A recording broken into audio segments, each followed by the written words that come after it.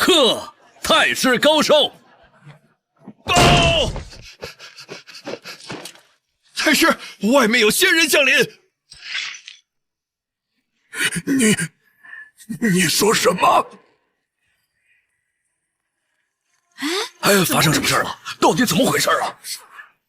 仙人，真的是仙人，有破绽，看剑！哇！道玄子，可笑你我百年兄弟，如今却为了一部功法拔刀相向。废话少说，速速交出功法！既然你不仁，休怪我不义，一起毁灭吧！先反赵，不可！完了！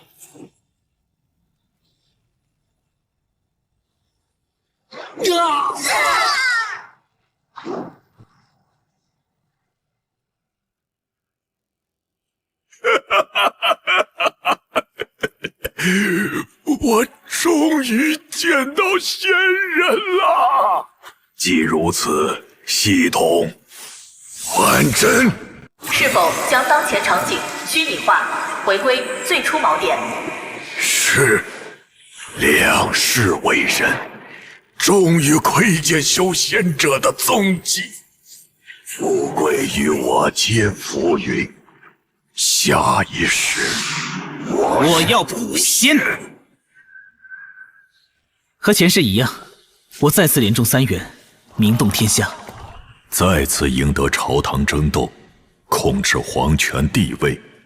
最重要的是，终于查清了仙人口中所说的仙凡杖不过是凡人之血，没想到这东西竟然可以克制仙人。太师，武器检查完毕，全军已按计划准备到位。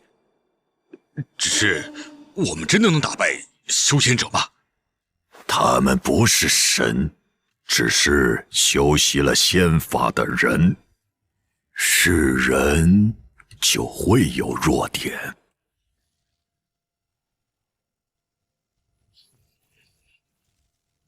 口红，交出功法！做梦！道玄子，有本事就来拿！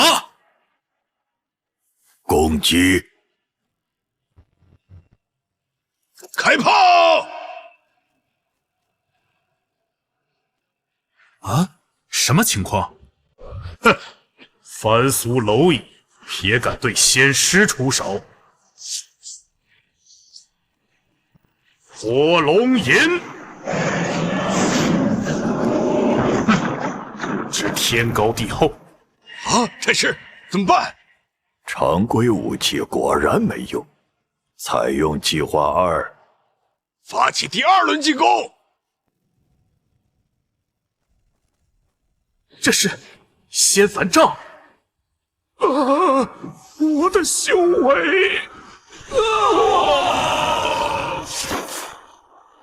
成功了！怎么会这样？两位仙师，束手就擒吧，太师会给你们留条活路的。兄长，没想到我们会被凡人所擒。你做好准备了吗？弟弟，动手吧！我有一剑，请诸位一贯。修剑道玄，该死，竟然还有后手！看来下一次要改变策略了。还真，仙凡杖用的太多，会让他们狗急跳墙。那这一世，就做个鹬蚌相争的渔翁。口红，交出功法，免你魂飞魄散。休想！道玄子，你我兄弟百年情谊，竟不如一卷功法？放箭！奉道玄子仙师法旨，诛杀叛徒寇洪，夺回功法。你竟联合凡人来诛杀我！我不是，我没有。那此人为何知道你的名号？冤枉啊，师弟！我当真不认识此人。大师不必遮掩了，我定会助你拿下寇洪。还说不是你，颜龙怒！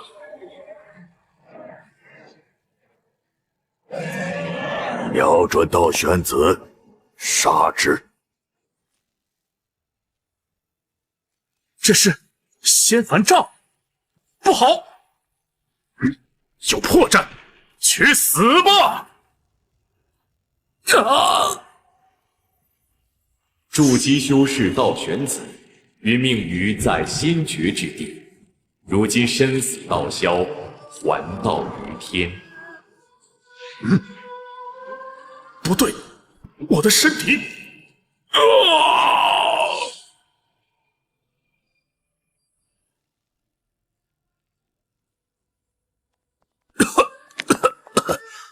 仙师，我们等你很久了。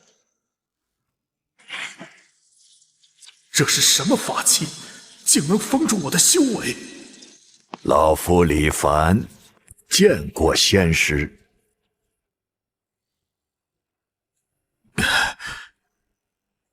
这是哪里？你为何囚禁我？仙师恕罪，老朽乃此地之主，受道玄子仙师嘱托做事。锁链上涂抹了仙凡杖，仙师不必挣扎了。道玄子到底承诺了你什么？我也可以给你。道玄子仙师承诺，只要助其拿下寇洪仙师，便带我离开这灵气匮乏的绝地，前往仙界。蠢货，你居然连这种话也会信？仙师何意啊？呸！别做梦了，有仙绝大阵在，你们这些满身瘴气的凡人，休想回到仙界。满身瘴气，就是你们凡人身体里的污垢，不然仙凡杖凭什么能克制我？你们是被修仙界集体放逐到此地的，仙凡永隔，懂吗？你说什么？还想修仙？你们连引气入体都做不到，寿元浩界便是枯骨一堆。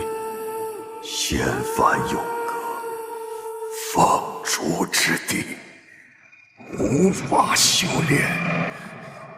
原来如此。即便如此，我还是想知道你为何能修仙。你若是不说的话，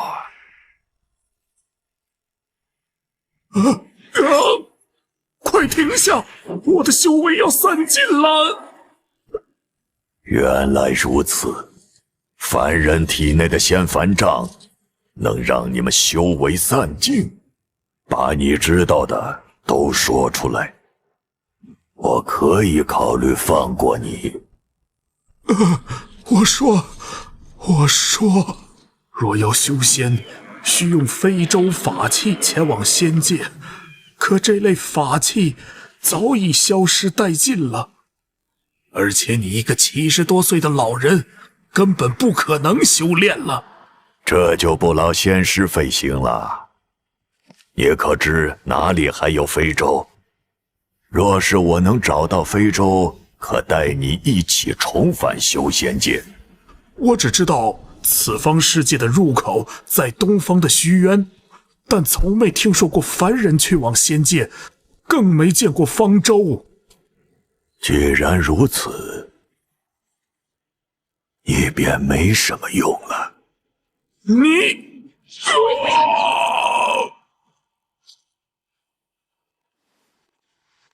此生时无多，找不到方舟就还真。下一世，仙人之物也将为我所有。让我看看你们到底从哪里来，又在争抢什么。化实为虚，还真。先调查东方的虚渊，再找方舟。或许当初放逐凡人的非洲，被什么人带进墓中藏起来了。如果你还年轻的话，倒是可以去虚渊看看。可惜虚渊上的迷雾15年一散。太师，雾要散了。动身。怎么感觉凉飕飕的？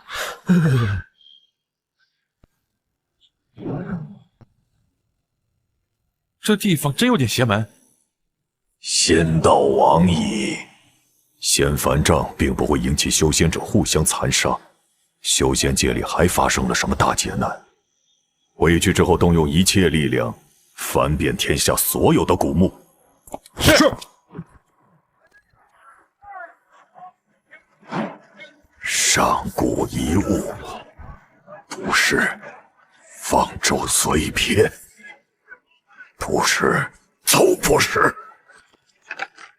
都不是。我手中仍旧只有前世从口红手中收缴的功法，就是他让兄弟反目成仇。哼，这是道玄子的剑。是否吸收天地奇物，进行定锚充能？一直不能解锁的定锚精度，居然是用修仙者奇物充能的，太好了！等解锁第2个锚点，就不用每次还真都从头来过了。太师，民间发觉一处小墓室，遭遇神秘力量阻拦，伤亡惨重。我亲自前往一探究竟。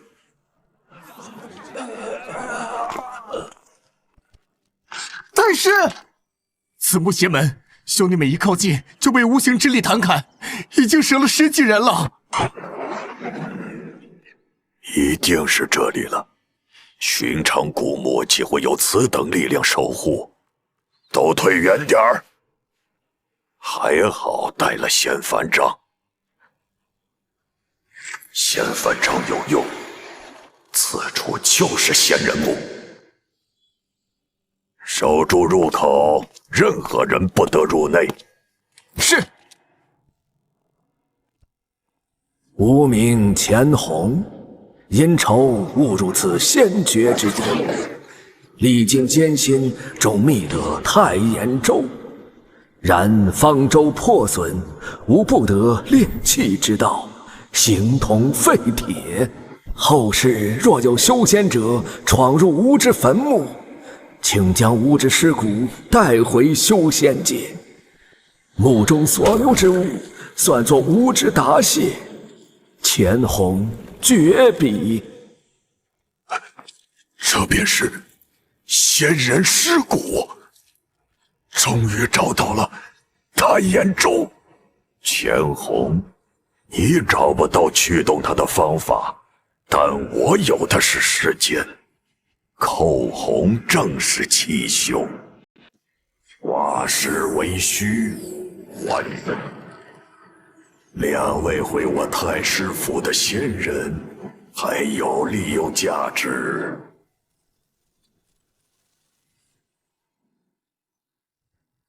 还真充能进度98%，是否吸收止步残碑充能？完成充能即可增加锚点。果然，天地奇物都能喂养还真。前辈，你未能走通的路，我将替你走下去。且看我如何破此死局。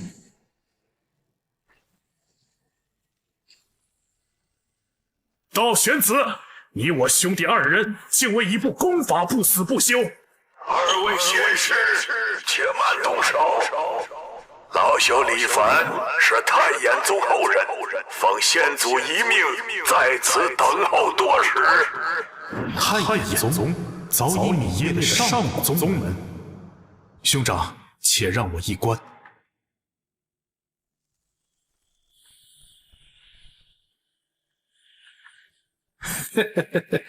凡人，你可知欺瞒仙师的代价？先祖预言，今日将有仙师途经此地，是我族脱离此仙绝之地的一线生机。先祖还留有一本金丹功法，以及一艘破损的太眼舟。若仙师出手相助，修复太眼舟，我将以金丹功法相赠。好大的口气！我倒要看看这仙绝之地能有什么金丹功法。兄长莫冲动。唉，这是先祖所留太眼舟，金丹功法宝贵，还请二位随我一步。这一部金丹功法，兄长还要与我争吗？好吧，那我便不去了。比预想的还好忽悠。道友请看，千机玉环金章，竟是无人修炼的元婴功法。老朽所言属实，道友不必再为争夺功法兄弟反目了。道友放心，我定让兄长助道友修复太眼舟。那李凡居然真的有一部结丹功法？没错，我亲眼所见。区凡人，我们强便是。太眼宗仙人能推算出你我前来，定留了保命手段，何必再生事端？修复太眼舟对兄长而言是易如反掌。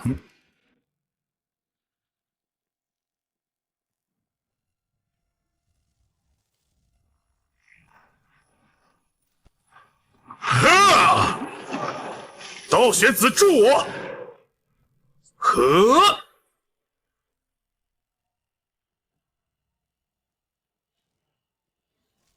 破成了，不错。二位仙师辛苦了，修复进展如此顺利，老夫感激不尽。此乃老夫承诺的功法，聊表谢意。多谢道友。被忽悠了还谢我？道友修复太眼舟是要去无尽虚渊，这是我知道的大致地图。你若是真想探索，千万当心最后的黑暗区。多谢仙师指点，道友就此别过。若有缘，你可来修仙界丛云山脉找我。有缘自会相见。你我因功法不能同修而反目，没想到最后让凡人解了围。说起来，那李凡给你的是什么功法？总不能跟你的金丹是同一个法门吧？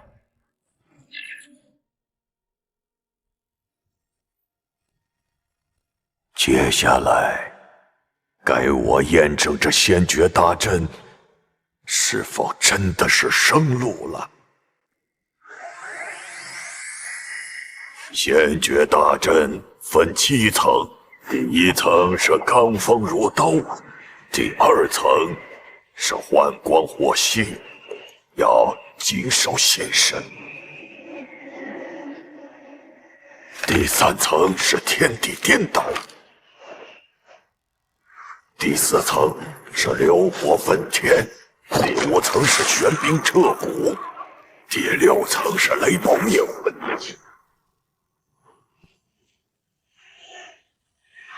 终于，前6层已过，只要穿过最后1层，便能到达修仙界。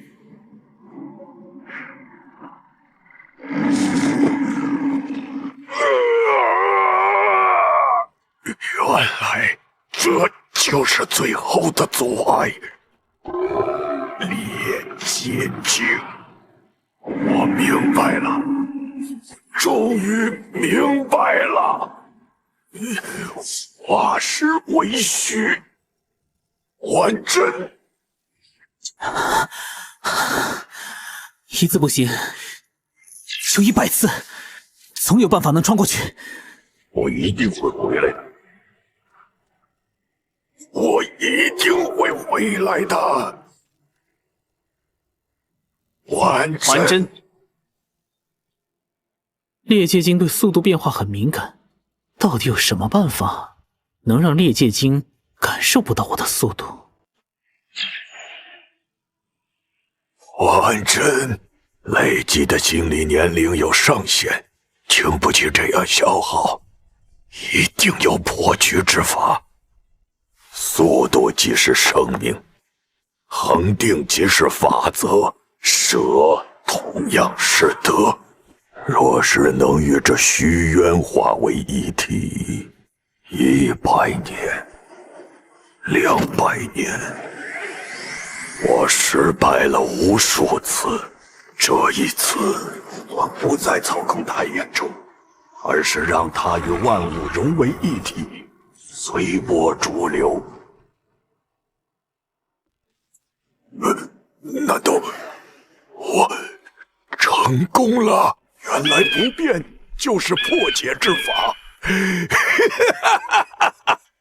天意弄人，真是天意弄人！我自诩智计百出，却不想破局之法竟是如此至简之道。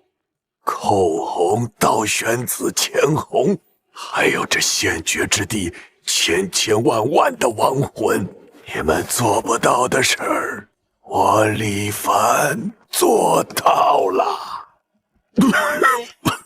可惜今生寿命已尽，化石为虚。还真，下一世这修仙界就是我长生路的起点。哎，你知道这里面都是什么吗？这么沉，大玄的金银都在这儿了吧？金银、矿产、书籍，可惜时间不够，只能够收集到这么多。太师，您吩咐的金银奇物都已装船。太师，您难道要弃我们而去？我是要去一个地方，一个你们无法想象也无法抵达的地方。老奴愚钝。我所求之物早已超越了这红尘俗世的一切虚妄，我不甘心只做一只井底之蛙，万事俱备，还真也充能完毕。出发。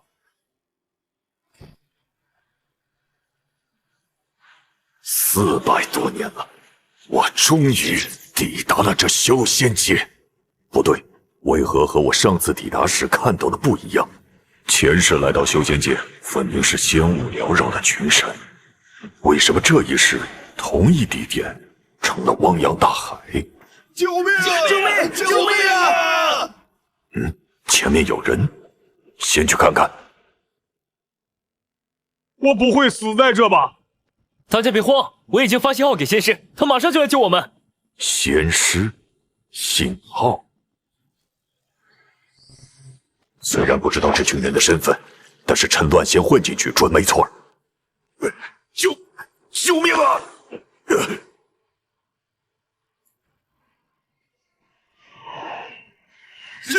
仙师救我！聒噪！禁言之法，是仙术，又见到仙人了。是谁发的信号？是小人苏长玉，望仙师。少废话，规矩都懂吧？到了地方，你们是从哪儿来的？怎么来的？全都给我烂在肚子里！谁敢透露出半个字，就不是沉船那么简单了。听明白了吗？好的，仙师。好的，仙师。仙师对待凡人如同处置货物，和凡人想象中的慈悲仙人天差地别。唉，只剩我们几个了。是啊，求什么道，修什么仙。哼，要我说，修仙哪有听曲儿快活？我可是镇南王之子，什么时候受过这种罪？哎呀，既来之则安之，修行长生方是正道。若能成为仙师，也能回报家族。原来都是偷渡的凡人，看来寇红所说的仙凡永隔并非铁律。那仙师捞人手法娴熟，显然没少干这档子事。我父王还交了那么多宝贝，早知道不来了。这凡人偷渡已经形成一条产业链，有仙凡障在，这些浑身是毒的凡人对修仙者有何益处？还是有着不为人知的价值。到了，我们这就去天宝楼。这群原住民居然对我们这些凡人见怪不怪，恐怕这修仙界中大有秘密。就是这里，进去后，在凡界的身份就都忘了吧。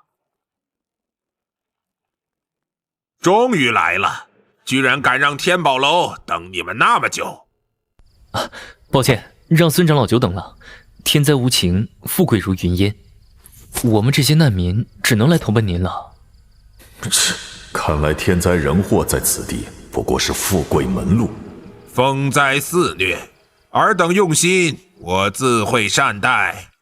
琉璃岛的赵管事会为你们办理新身份的。下一个，姓名李凡。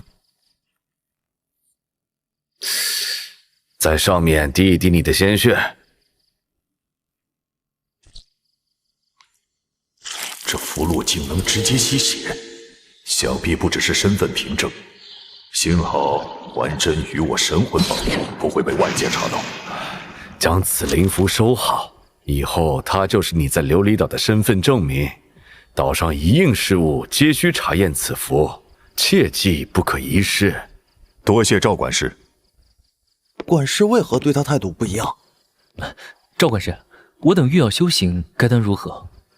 你们这些从放逐之地回归的凡人，体内瘴气不除，修行难如登天。这瘴气要如何去除？去除瘴气的方法有3种，一是岛中的净体灵池，浸泡1天1夜，就可以把体内的瘴气尽数除去。灵池3年一开，下次需等2年，名额竞争激烈，外来人就不用想了。2是修行玄黄清心咒，日积月累，快则5年就可以完全清除体内瘴气。3是去当试验体，让仙师强行抽取体内瘴气，其过程生不如死，极易疯魔，还没有人从实验中活下来。没有别的办法了吗？仙师后代若是凡人，自有天才地宝重塑身躯，这手段是琉璃岛主都不曾有的，更何况你我。那我也要搏一搏。仙道艰难，不如做个凡人逍遥快活。是啊，我到底为什么要来啊？听说就算能去除瘴气，最后想引气入体也很难。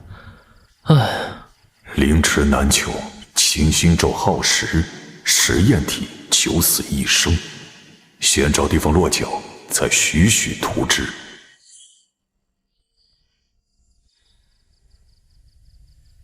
虽然简陋，但总算有了落脚之地。首要之事是去除瘴气。灵池效果最佳，但名额珍贵，贸然拿出太眼州里的财宝太过招摇。先试试清心咒，至于去做实验体，谁？我是船上那个叫叶飞鹏的胖子。这么晚找我，他能有什么事？什么事？阁下不是我们离界中人吧？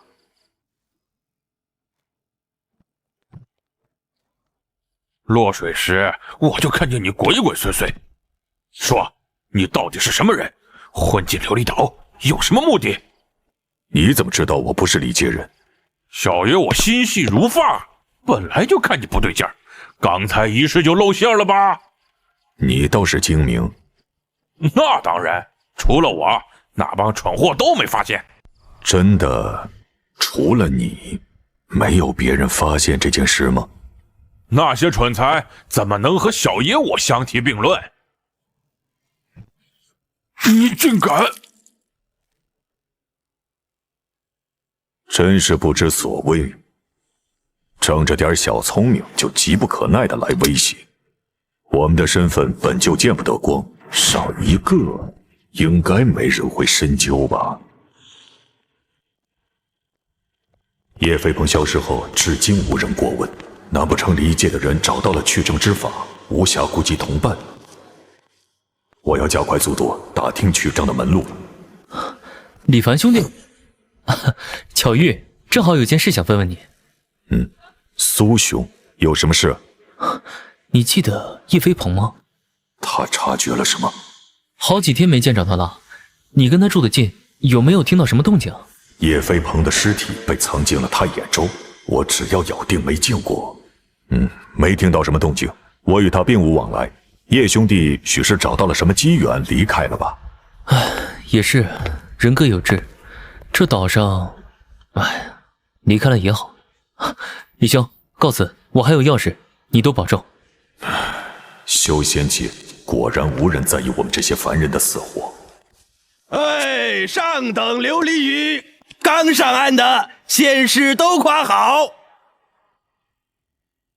琉璃岛民以鱼为生，但出海名额要靠琉璃府下发，私自捕鱼是死罪。哎呀，客官好眼光，这是船队刚带回来的上等货，看，就是那条船。这是又有大收获了。新的一批鱼来了，一二。是陈传宝，老天，他们这次发大了！听说出海捕捞，捞的宝物能3成自留，这么多宝贝，够他们一辈子不愁吃喝了。沉船财宝3成自留，我那太眼州里的珍宝可以用海水洗一洗，打捞上岸了。琉璃岛船队出海的名额，大部分都在钱管事手里，管事之间也有竞争。先前赵管事对我的态度格外随和，可以一试。去！我们天宝楼的长老是你想见就能见的，滚开！不是例行盘问，而是直接驱赶。难道苏长玉和他们的合作出问题了？李兄，巧遇啊！有些话不知道和谁说，快憋死我了。苏兄他怎么就那么傻呀？萧兄何出此言？你不知道吗？他去当实验体了，那地方进去就是九死一生，活着出来也多半疯了。实验体？苏兄为何对修仙如此急切？还不是为了他那个妹妹，他妹妹身患怪病，时日无多，苏兄想尽快回去救他妹妹。原来如此，苏兄高义令人敬佩。只是如此一来，他与天宝楼的契约一结，天宝楼与咱们离界众人再无瓜葛。难怪天宝楼长老对我们避而不见。事已至此，多想无益。苏兄心性远超寻常人，说不定会有一番造化。苏长玉倒是个狠角色，只是可惜断了天宝楼的关系。不过天宝楼终究是生意场，总要开门做生意。你们天宝楼连生意都不做了，不仅赶客，更是大门紧闭，难不成是要倒闭了？对啊，天宝楼怎么开始闭门谢客了？好反常。这人也是莽啊，竟敢公开叫板天宝楼。既然阁下是来谈生意的，不妨入内一叙。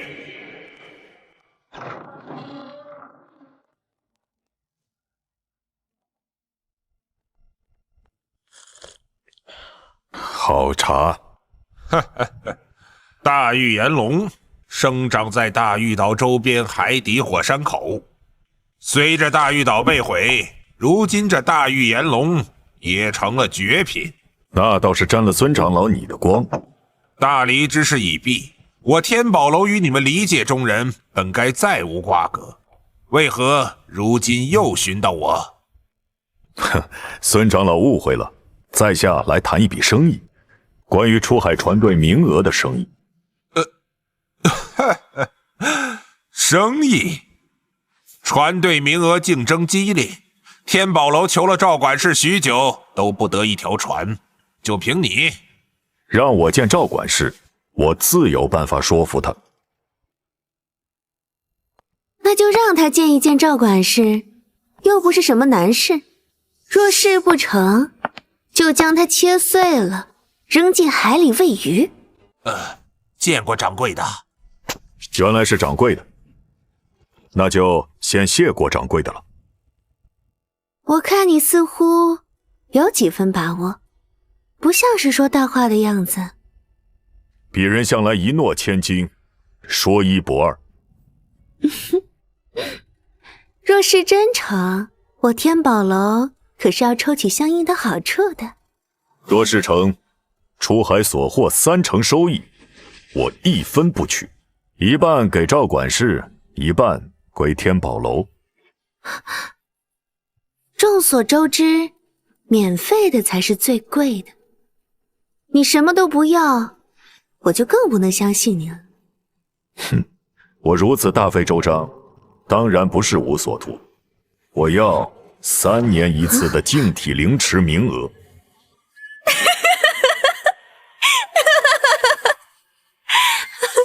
拜托，大叔，你都一把年纪了，还想学别人修仙？但求长生，虽死不悔。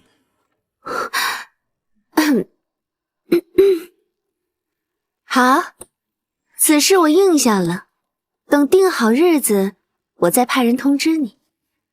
如此便这么说定了。我在城外陋居，静候佳音。掌柜的，那净体灵池的名额……名额虽抢手，若他真能拿下一支船队，利润足以抵上一个名额，这笔买卖稳赚不赔。倒是那人的眼神……什么？罢了，按计划行事吧。就算一切顺利，离净体灵池开启还要2年。稳妥起见，先修行玄黄清心咒。若我天资惊人，不用2年时间就能自己驱出一身瘴气。苏成玉被送出实验室了。苏成玉去找成功了。苏兄，苏兄，苏兄！这实验手段竟如此残忍，我们一起安葬苏兄，让他入土为安吧。咱们初来乍到，根本凑不出买墓的钱，只能海葬。苏成玉心智坚定，重情重义，本以为是个人物，却连修仙的门槛都未能迈过，落得如此下场。为苏兄置办一处墓地，安心的走吧。昨日心性上佳之人，今日已然横死。去障的风险太大，当真没有必定成功的方法吗？最稳妥的玄黄清心咒练了半个月，在我身上竟然没有起一点作用。终于有消息了。今日午时，天宝楼一叙。听天宝楼讲，你想要一支船队名额？正是。我手上名额有限，手下人都不够分，你有什么依仗？船队出海不过求利，赵管事觉得捕捞琉璃鱼与打捞财宝，哪个收益更多？前些日子船队意外收获沉船宝物的事情，我也听说了。可这种好事百年难遇。若是我执掌一支船队，可保证每次出海都一定能够带回财宝。奇了，你说的竟是实话？我说的确是实话，您是如何看出来的？我天生异瞳，能辨真假中间。世间竟有如此医术。那日入籍，管事对我另眼相看，也是因此。只能看个大概。我见你气质非凡，锋芒内敛，显然非池中之物，所以结个善缘罢了。这么说来，您一开始就知道苏长玉在骗你，我们并非风灾灾民，收拢灾民也是仙师的吩咐。看来不管是天宝楼还是仙境，都有自己的私心盘算，商人重利更好办了。既然如此，船队名额之事，你初来乍到，没有根基，难以服众。下次出海，你先随船同行，若真能一举打捞沉船宝物，船员自然归心。赵管事思虑周全，到那时别说一个名额，就是从钱管事那儿抢一支船队给你，也不是难事。这么快就谈完了，可惜听不到他们谈了什么。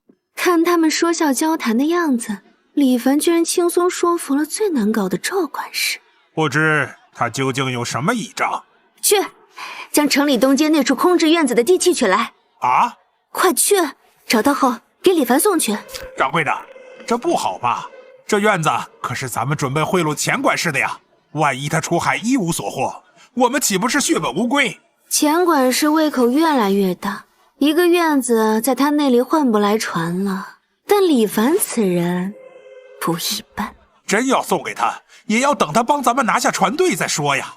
唉，现在送是雪中送炭，情分千金不换。等他真掌握了船队再凑上去，10个院子也拿不下了。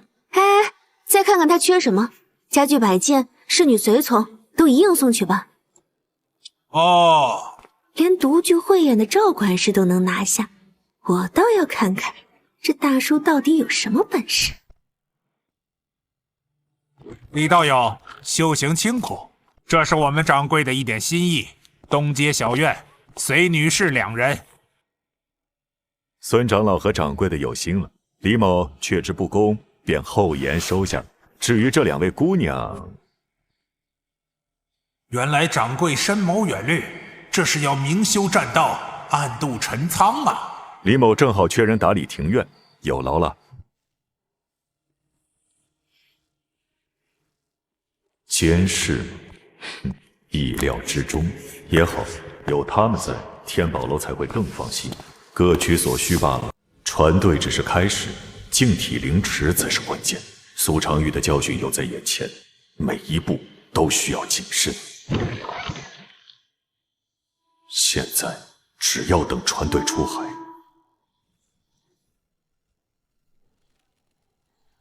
风灾要来了！啊，风灾！哎呀，仙师保佑啊！快回家！娘，你在哪儿？风灾，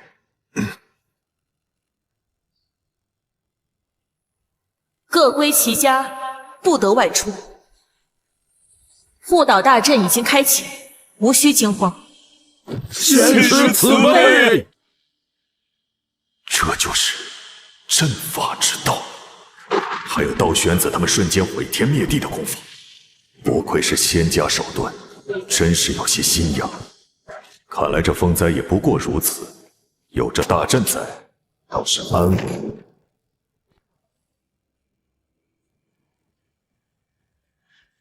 天怎么全黑了？上次风灾没这样。仙师保佑，仙师保佑啊！化石尾，耳朵，我的耳朵听不见了。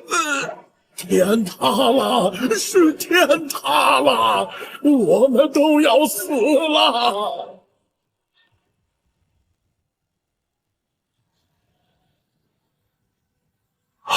这才是真正的风灾，天地之位，竟至于死。还好有仙师坐镇，不然又要启动还阵了。仙师慈悲，多谢仙师。风灾过去了，必须尽快的去除瘴气，灵气入体。只有掌握更强的力量，才能不任人鱼肉。还真，这段时间我修炼清心咒有没有什么效果？玄黄清心咒日积月累，虽然没有去除瘴气，也能够延年益寿。数次重启承载太多的记忆，心理承受到极限会精神崩溃，修炼仙法是唯一提高上限的方法，更不能懈怠了。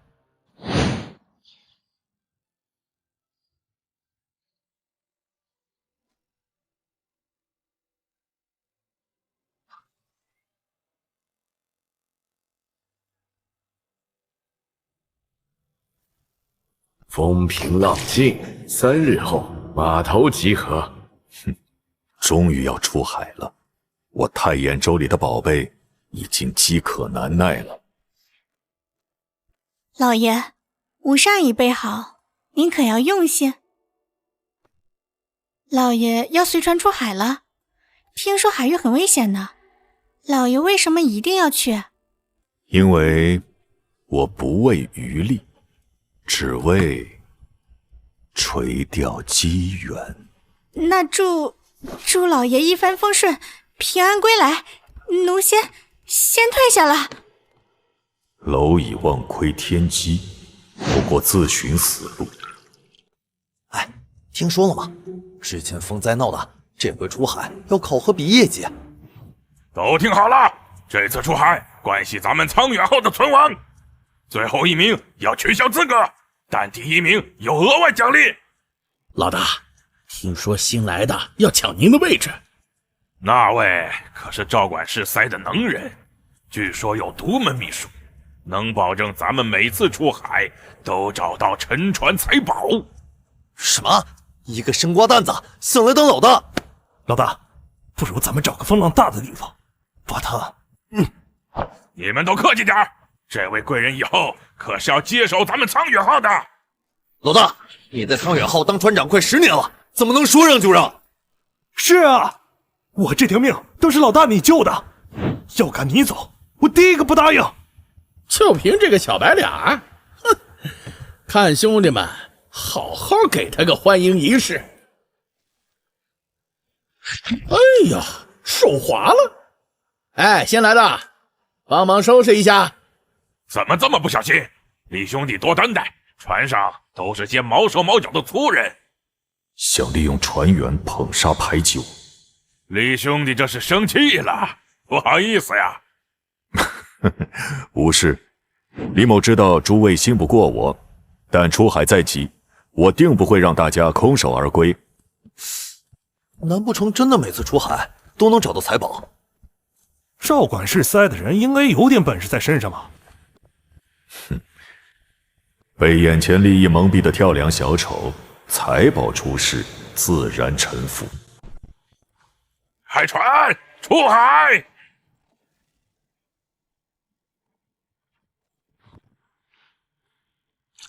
不愧是常年垫底的船队，林隐探路都找不到鱼群。这次肯定是垫底了，都怪这个扫把星。赵管事都说了，以后苍远号由李帆兄弟带领咱们发财。返航在即，李兄弟一箱宝物都没找到吗？给我一艘小船，我看到财宝了。你说什么？天这么黑，还有大雾，你嘴皮子一碰就说看到财宝了？机会稍纵即逝，珠宝光芒正在变淡，这是返航前最后的机会。哎，他不会是看咱们船没收获要跑路吧？对啊，不能给他船。如果你没能带回财宝呢？你只能赌我带回财宝，保住苍远号的船队名额。给咱们李帆兄弟放小船。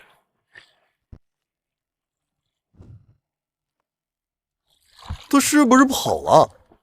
大海茫茫，他一个人又没带干粮，能跑到哪儿去？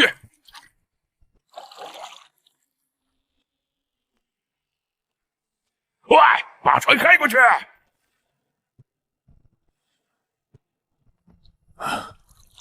财宝就在此处。老大，下水放网！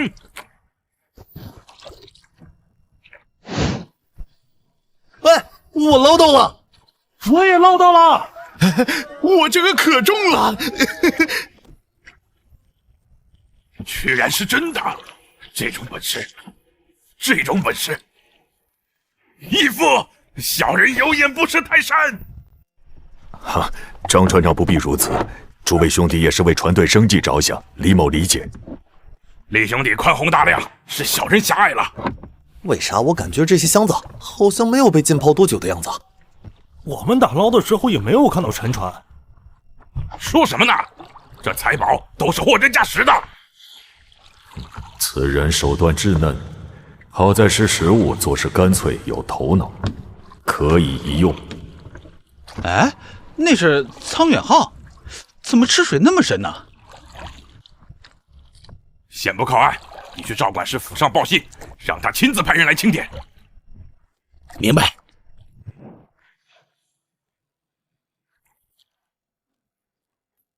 钱管事，且慢！张浩波，你好大的胆子，敢妨碍船只检查！苍远浩还不归钱管事管？哼，迟早的事儿罢了。早点投靠我，还能保住你的船长位置。苍远号的事就不劳钱管事费心了。赵管事，承诺的都在船上了。好，我果然没有看错人。老钱，船队该变天了。苍远号，验船。我数了，居然有整整16箱。这么多，苍远号走了什么大运？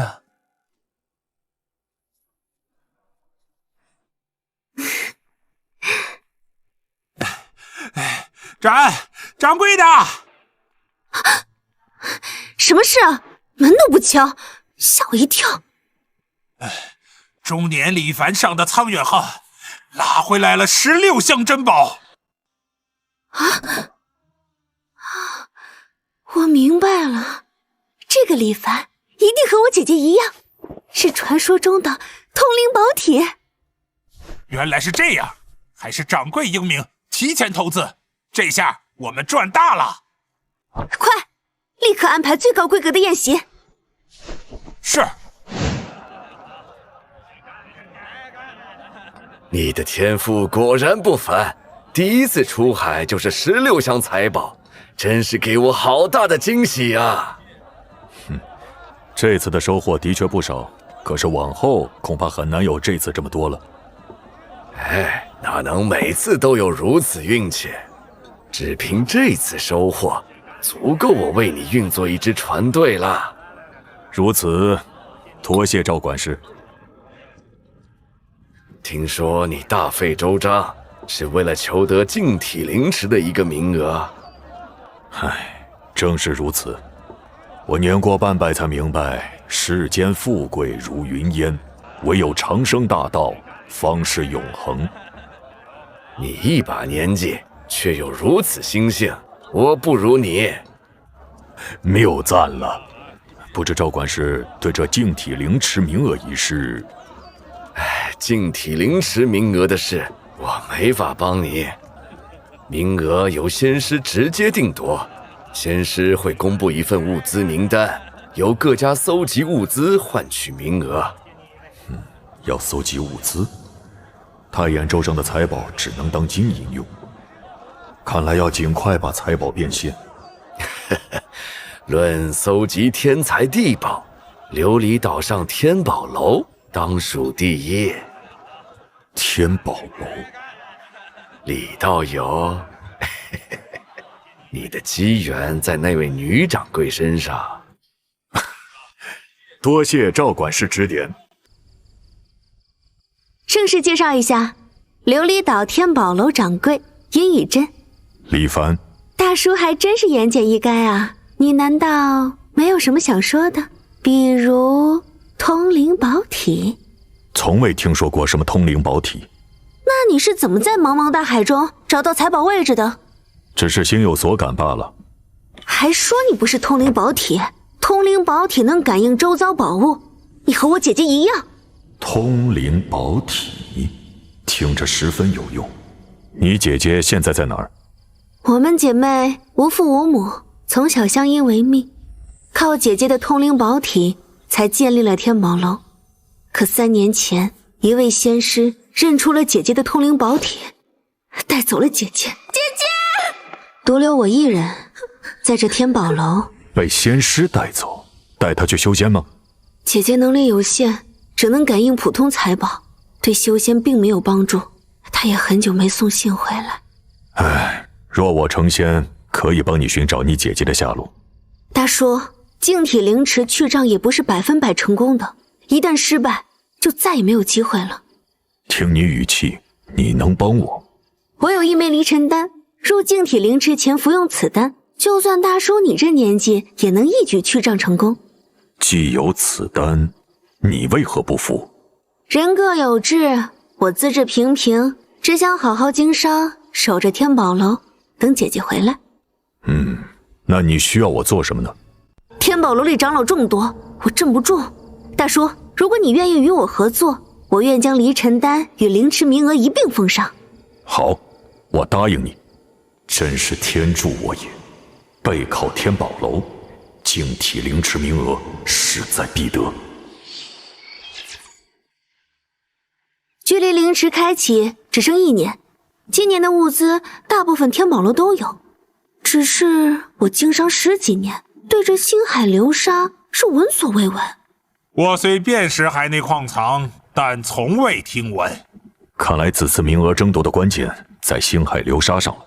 倒是可以通过万华商会打听，只是那些人横跨无尽海域经商，做生意十分贪婪，找他们办事恐怕会被狠狠宰一笔。出海打捞的财宝还有很多，万华商会3个月后会路过从云海，到时我联系他们。琉璃岛收拢了不少风灾灾民，保不准就有认识星海流沙的人。岛上势力众多，都在寻找星海流沙，我们怎么才能快人一步？安排人把他们都监视起来，一旦他们有什么动作，我们也能紧跟而上。仙者修仙一如凡人的朝堂江湖，为争夺一线生机，权倾碾压，却更加的凶险，有意思。好，就这么办。老爷，有人前来拜访，说是您的朋友。朋友？我在这儿有什么朋友？进。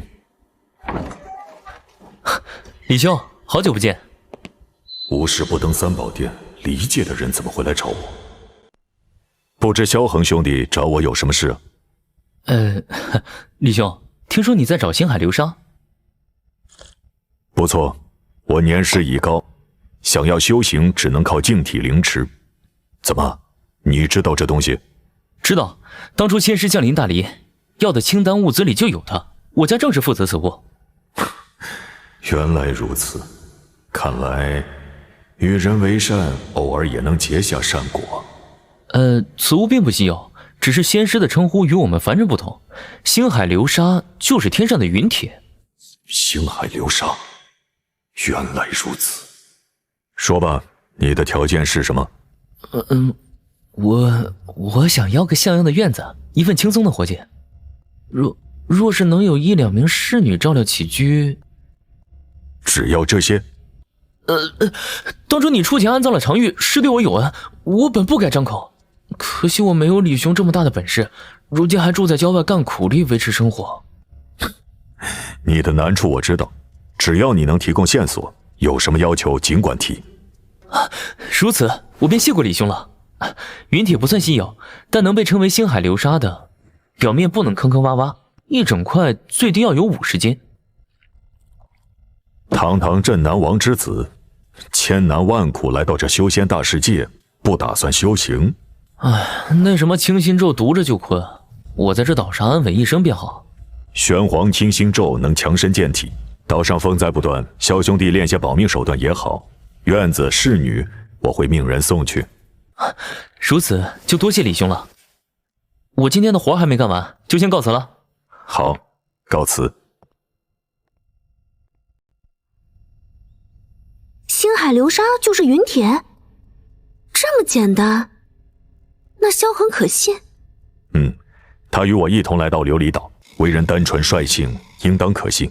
我打算去找万华商会的人，再印证一番。好主意！我认识万华商会的吴行走，此人没什么城府，到时炸他一下，探个虚实。立刻暗中收购符合要求的云铁，同时派人在市场上散布关于星海流沙的假消息，把水搅浑。啊，又是大吉之兆！我的预感从未出错过，而且这次的感觉比之前任何一次都要强烈。这位大叔究竟是何方神圣？自从遇见他，我的趋吉避凶能力都预示为大吉，只要跟紧他，前方就是一片坦途。大叔放心，我立刻去办，必定安排的妥妥当当。此事交由你全权处理，非必要勿扰我修行。还有萧恒所求的事，也一并办了吧。好的，那便告辞了。不管他是谁，既然趋吉避凶如此指引，那就押上一切跟紧他。这不仅是天宝楼的机会，更是我阴雨真的机缘。极光珊瑚我全要了，钱都在这里面。那是天宝阁的人，该不会是在买星海流沙吧？深海怪鱼骨我全要了。哎，他刚买的什么？我也要买。卖完了，那我去别的海域买。你们就那么相信天宝楼？万一他们也不知道什么才是真正的星海流沙呢？别和我抢！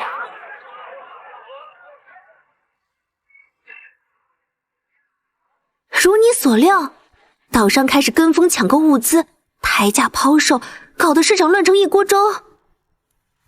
浮游争持，外物纷扰，不过是为我铺路的尘埃罢了。万华商会的非洲来了。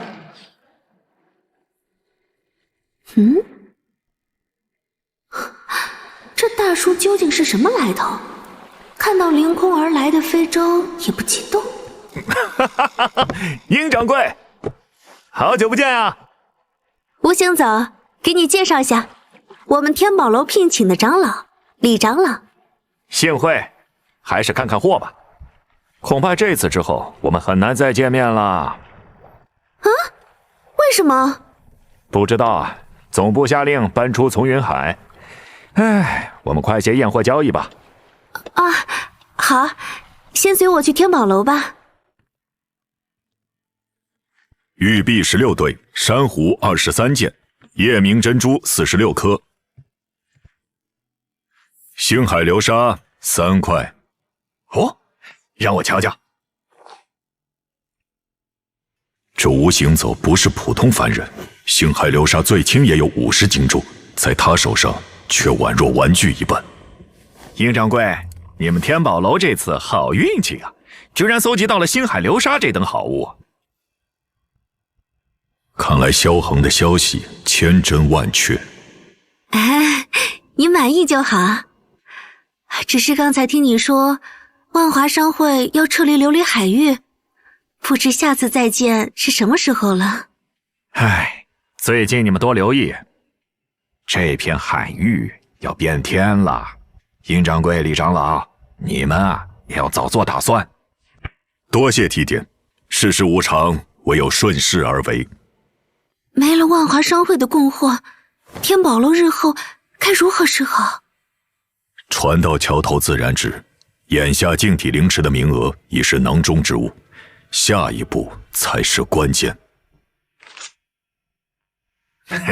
相聚是缘，二位可有兴趣去我那万华号上看看？这些年我搜罗了很多稀奇玩意儿，说不定与二位有机缘。啊，真的吗？早就听说过你识物的本事，要是今天能开开眼，我求之不得。好，船上已备好宴席，二位请随我来。这些是我多年私藏，二位若有兴趣，可以挑几件带走，就当交个朋友。啊，这里简直是宝气的海洋。哪件奇招最强？哪件最值钱？凡俗奇珍与长生合一，不过是过眼云烟罢了。发现天地奇物沧海珠，是否进行锚点充能？这沧海珠竟然激活了还真的锚点充能，不能表现得太激动，悄悄打探虚实。多谢吴老板啦！啊，你不挑几件吗？难得吴老板这么大方，过了这个村儿就没这个店了。殷掌柜说的对，李长老不拿，是不是看不起我吴某人？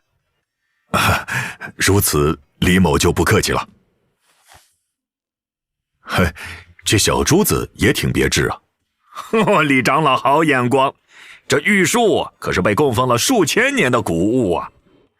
不过这珠子嘛，好像是我从流云岛一渔夫那儿收的，看着稀奇而已。哎，你喜欢就一并拿去。流云岛，多谢吴老板了。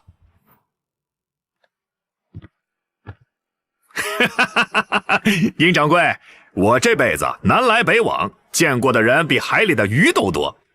可你引进的这位李长老，跟这琉璃岛上的人不一样。具体哪儿不一样，我说不上来。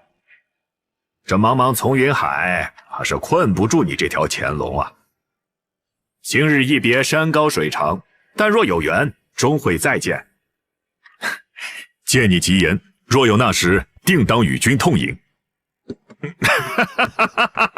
一言为定。本来只是验证星海流沙的真伪，不料竟得此天地奇物，当真是意外之喜。每个天地奇物都代表着天地间某种特性规则。独龙之是以小博大，袖剑倒悬则是不屈意志，止步残碑则是书写律令。不知道沧海珠中又有什么奥妙？唉，或许只有修仙者才能一窥其中的奥妙吧。还真，生理年龄估计再难长了。好在我日夜修行玄黄清心咒，能让心理年龄缓慢增长。一切都要等到灵池洗礼后再看。灵池洗礼后，才是修仙之路的开始。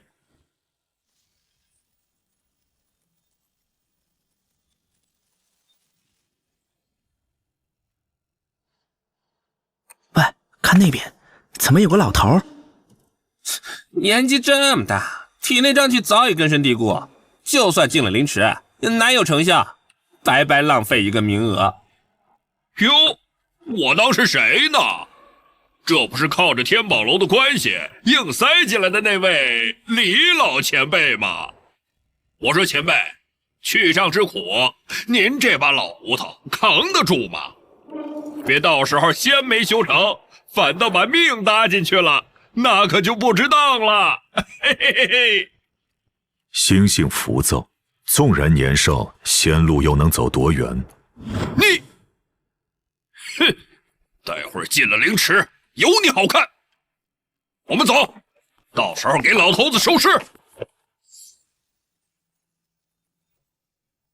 还好有离尘丹，仙路崎岖，大浪淘沙。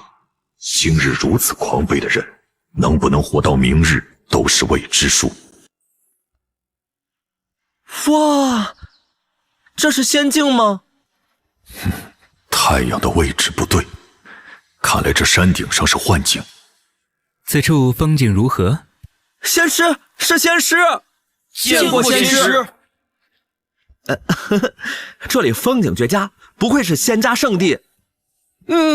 我从来没有见过如此奇景，真是令人心潮澎湃。如此心性，若非家世显赫，恐怕几辈子都无法踏入此地。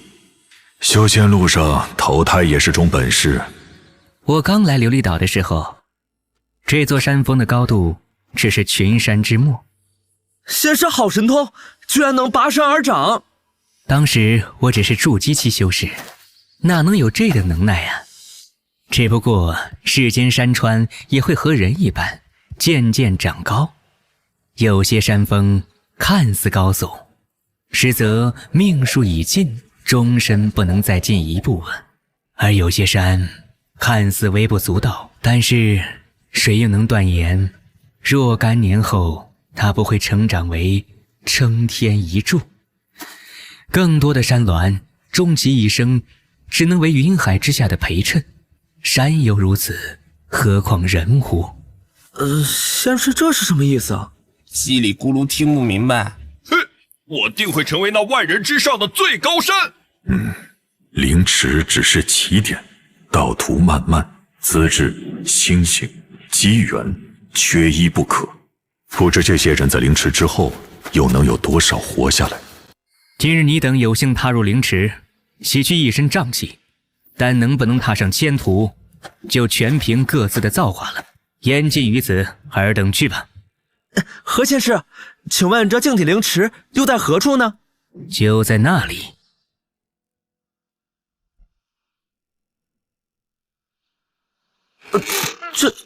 这该如何去啊？切，故弄玄虚。这真的是悬崖！老头，你拿了我们那么多物资，耍着玩的！哼！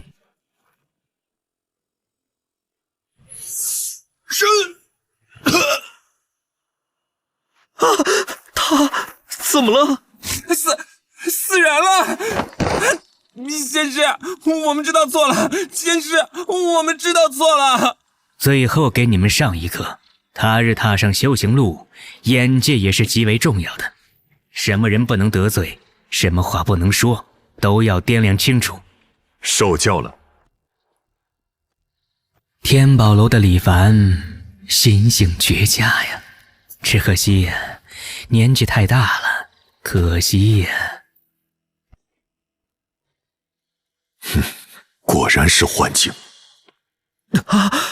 原来仙师所言非虚啊！果然，勇敢的人先享受世界啊！先入凌迟者，分得的灵液更多。你们也快去吧！快！温暖如归母胎，这就是净体凌迟吗？居然有种新生的感觉。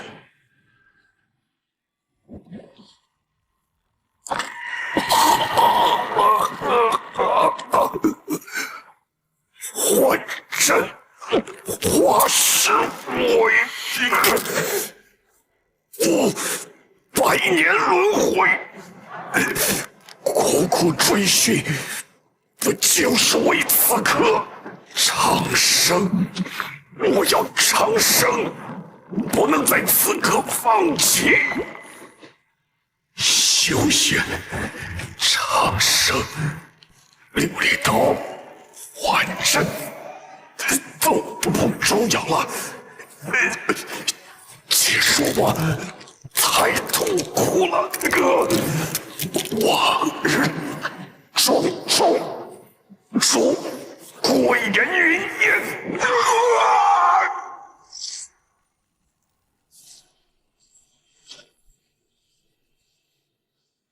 玄黄照分，神气出凝，尘念纷扰，无心自清。念起不随，念灭不惊，手艺存真，道气乃成。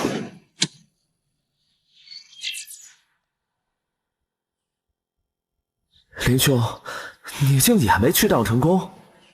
季兄，唉，咱们还白受那么大的罪。11，那位年事已高，果然肉身无法承载驱障的痛苦啊！灵芝还在运转，难道他还活着？此人意志之坚定，简直骇人听闻。若是他能净体成功，修炼到筑基期，必然不是难事啊！怎么还不走？难道在等那个大叔？年纪越大，瘴气就越难驱除，那大叔肯定失败了。驱障结束，你们走吧。仙师干嘛要等一个去障无望的废人？季兄慎言，只疑仙师会没命的。此人心性不凡，若真能活着出来，可以早早结个善缘。真是个怪物呀！竟然可以在这净体灵池法阵中坚持这么久，灵力将尽，阵法若强行终止，他非死即残。罢了，此人若能熬过此劫，他日必不可限量。就当是赌他日后成就不凡了。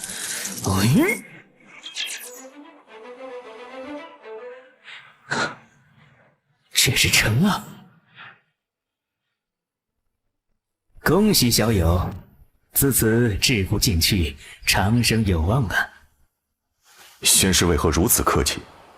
小友有所不知啊，你在凌迟之中足足待了10日啊，创了此岛的记录了。阵法灵力早已耗尽，何某耗空自身灵力法宝，为你续了机缘。仙师厚恩，李凡铭记。李小友在灵池内可遇到了什么机缘呀？还真，我现在跟以前有什么变化吗？李凡，凡人境界，当前修炼功法玄黄炼心咒。玄黄炼心咒，不是清心咒。功法在我身上发生了变异，我的线路注定要与常人不同。生理寿元突破100载，心理寿元竟暴涨2000年。晶体灵池只能断体，寿元暴涨，定是玄黄炼心咒的功劳。究竟为什么会发生这种异变？仙师倾力相助之恩，李凡铭记于心，他日必有厚报。李小友言重了，仙道艰难，我看小友心智坚毅，将来必非池中之物。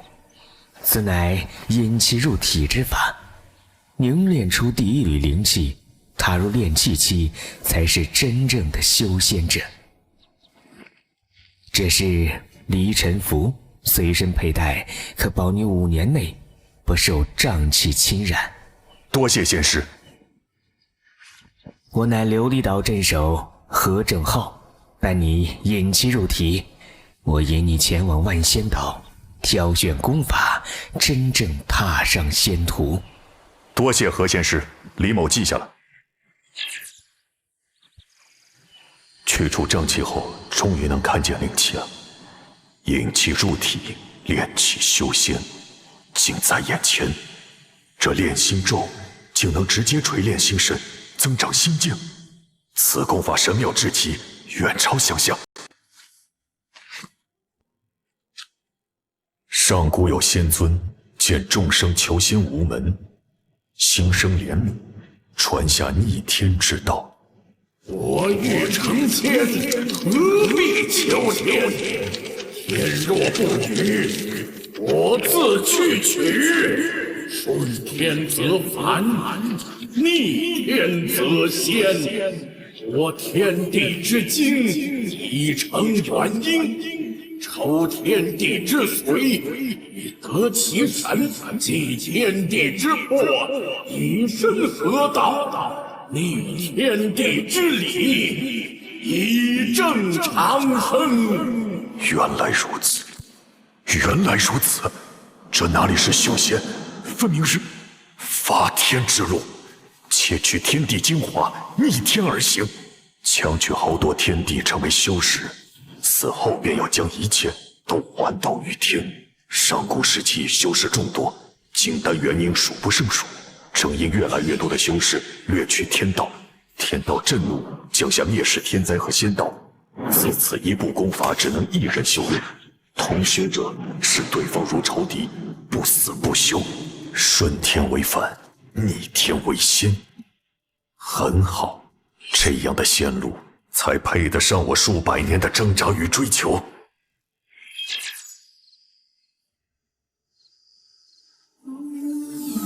入。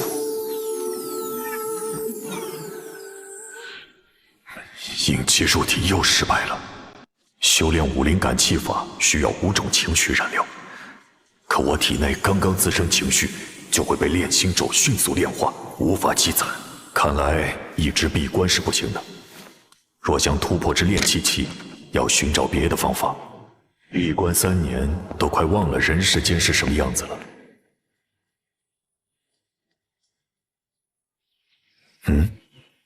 喂，你这鱼都死了，给我便宜点！是你说要这条鱼，我才杀死的。我不管，你自己写了，死鱼半价。炼心咒，转。原来是这样，我明白了。普通人闭关是因为他们杂念太多，需要静心过滤，而我正好相反，玄黄炼心咒太强，我的杂念刚出现就被消灭，自然无法引气入体。既然入世修行才是适合我的路，那想必很快就能突破炼气期了。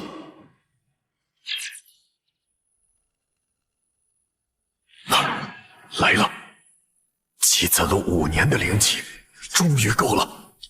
这就是天地之根，我感觉和这片天地有了一丝微妙的联系。7年，整整7年，我李凡今日终于踏入了炼气期。还真，李凡，炼气期修士，年龄上限增长中。炼气期能增寿200岁，到筑基期再加100年，不够，远远不够。要窥得天地之法，才能与天地同寿。早先从寇红手中得到了这门元婴境功法，只是不入仙途，一直无法查看。今日终于能看了。当前修炼人数，竟能知晓同修者。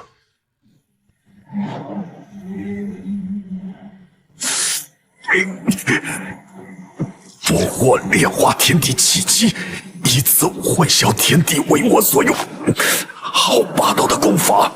此功法虽强，却无比凶险。我有还真斗底，倒是不怕失败，但也不急于一时，先去万仙岛看看主流功法。刚刚察觉岛内灵气有所异动，就知道应该是你突破了。还要多谢前辈指引，举手之劳罢了。你来找我，可是要前往万仙岛？正是，俗事已无牵挂，可随时动身。既如此，随我来吧，切记不要挣扎。引气，开！小友，我们走。到了。第一次做传送阵都这样，习惯就好。多谢。此处是传法广场，万邪盟在各地都有一个这样的驻地，方便行事。万仙岛中不禁飞行，但是切记，高度不可超过仙尊像，否则会遭到万仙大阵攻击，片刻生死道消。在下谨记。登记处不远，你我步行便可。这镜子就是我们万邪盟的天玄镜了。万邪盟中大部分事务都由天玄镜来处理，这家伙很是记仇，你要小心，不要乱说话。一个宝物记仇，难不成已经生出了自我意志？此人乃新晋修士，此次来万仙岛加入我万仙盟。何正浩，引荐炼气初期修士，计中等丁功，折算50点贡献度，当前总贡献度920点。引荐修士有利可图，怪不得何正浩如此帮我。小友，到了此处，我便放心了。有问题可以问天玄镜，我还有守岛职责在身，就不多奉陪了。多谢仙师。什么情况？记录神识波动成功，修士报上名来。李凡，修士李凡，欢迎加入万仙盟。作为福利，赠送20点贡献度。你可以通过上交物资、完成任务、与人交易等方式获取贡献度，同时可使用贡献度兑换灵石、功法、法宝等。如遇到自己无法解决的问题，也可消耗贡献度发布悬赏。如果我在万仙盟混不下去，可以离开这里改投别处吗？已加入万仙盟者，再投别处会遭到万仙盟追杀。我好像还没同意加入你们万仙盟吧？进入天玄境被记录下神时，就视之愿意加入万仙盟。我可以脱离万仙盟当个散修吗？反复横跳之辈，脱离万仙盟后，在万仙盟中获得的一切物品将被强制回收。若我要将筑基功法换成金丹新功法，难道要散尽修为，重新开始苦修吗？传法仙尊曾传下太上元始真经，可散去功法，保留修为，此乃众所周知之法。原来如此，天道限制修士修炼，修士自有破解之道。我知道了，暂时没有别的问题。好的，修士李凡，正在生成你的专属私人空间，你可以随时使用天玄境任意功能。私人空间，就生成我最熟悉的地方吧，和记忆中的太师府一般无二。若天玄境为我所用，先看看主流功法有什么。最基础的功法要1000贡献度，但炼器初期能接的任务报酬居然只有10点。寻常路子获取资源太慢了，先试试天玄境对修炼能有什么帮助。这便是启灵状态，修炼速度快了数倍，灵气也暴涨。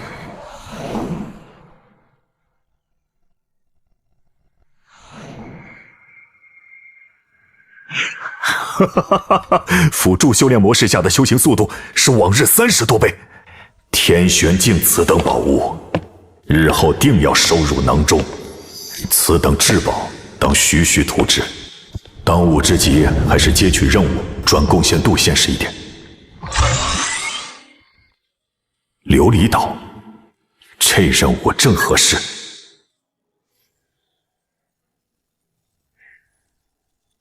修士李凡，你有一条影像留言，请及时查看。我刚入万仙岛，怎么就有人发消息？会是谁呀？李大哥，你终于来了！之前多受你关照，无以为报。萧恒，他居然去障成功，甚至先我一步加入了万仙盟。那日与你一谈后，我决定开始修行，没想到突飞猛进。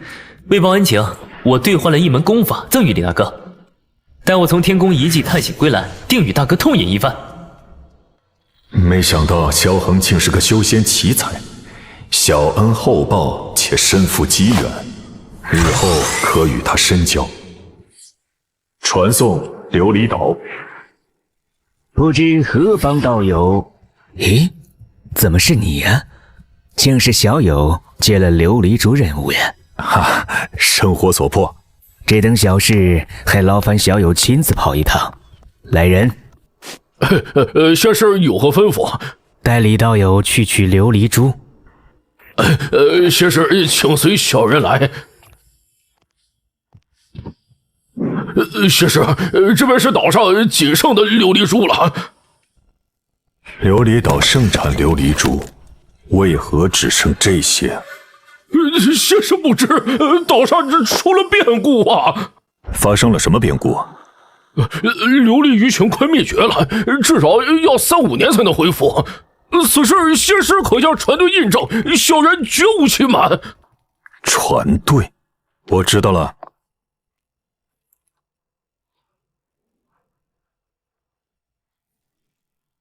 从云海中定是发生了异变。李仙师，张船长，多年不见，近来可好啊？这些年风灾减少，原本仰仗李仙师取得的财宝过了这好日子，只是最近从云海海面不知为何开始下降，鱼群聚在海底，数量锐减，难以打捞，甚是奇怪。风灾减少，海面却下降，鱼群反常，所以我决定离开从云海。临行前能再见李仙师，是你我缘分，就此别过。有缘再见。这些情报或许可以问问天玄境。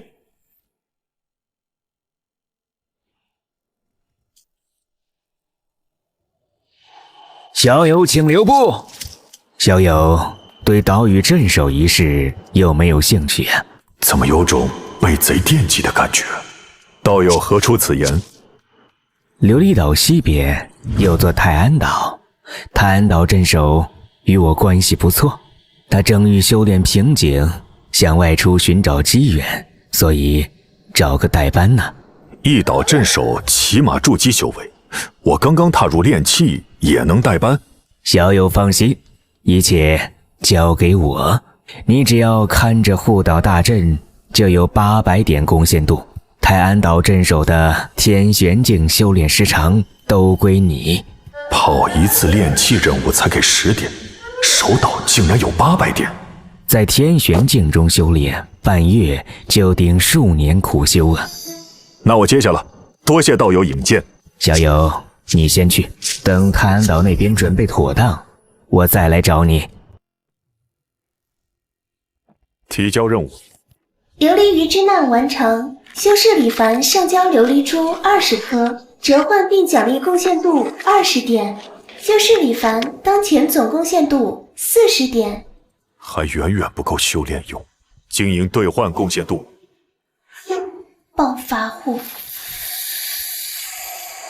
经营一批，贡献度2189点，当前累计贡献度2229点。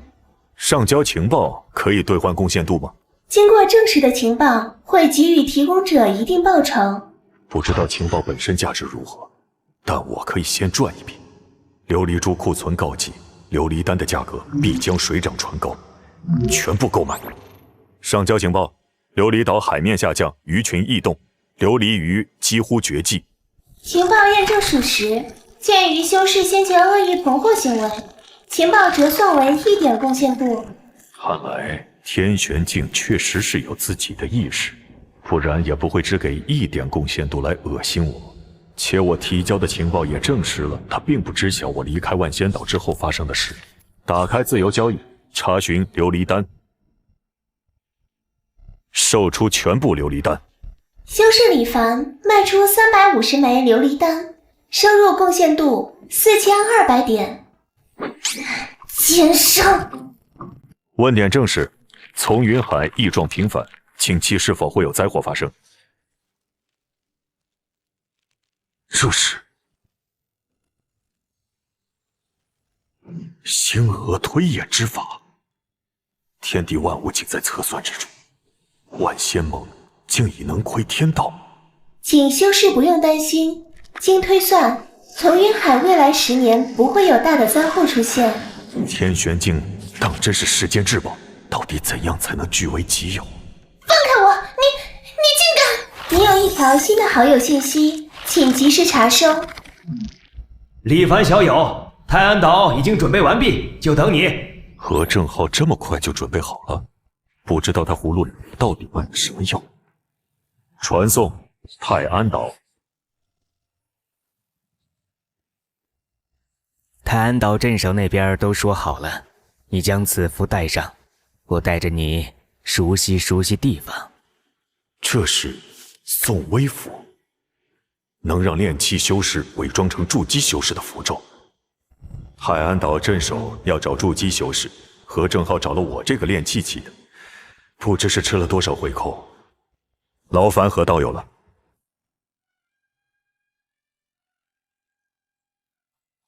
有果子成熟了，小友还未见过泰安岛的特产吧？随我来。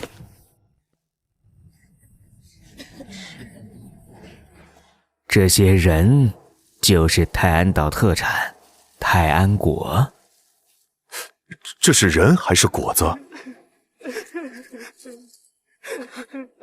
自然是果子。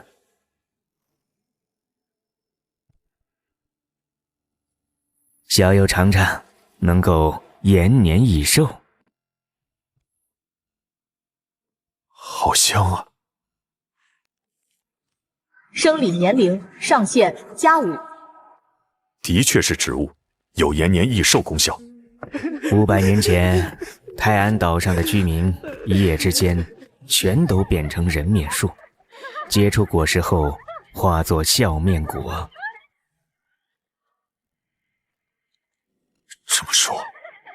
这些果子是人变的。岛上居民变成树时就死了。万仙盟查过，这些果子不过是诡异执念，只有模仿人生活的本能。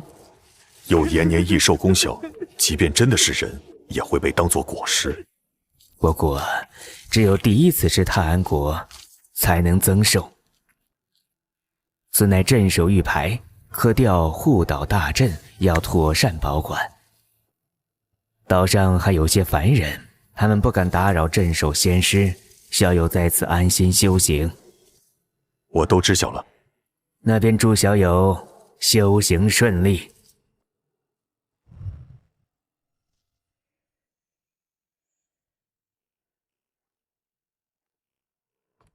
终于可以安心修炼了。选哪部好呢？万仙盟入门功法，心法简洁明了，在丛云海修炼事半功倍。上古元婴功法晦涩难懂，若被人发现是高阶功法，恐怕有性命之忧。先修炼小眼水诀，等时机成熟再转修功法。贡献点到账800点。已经1年了吗？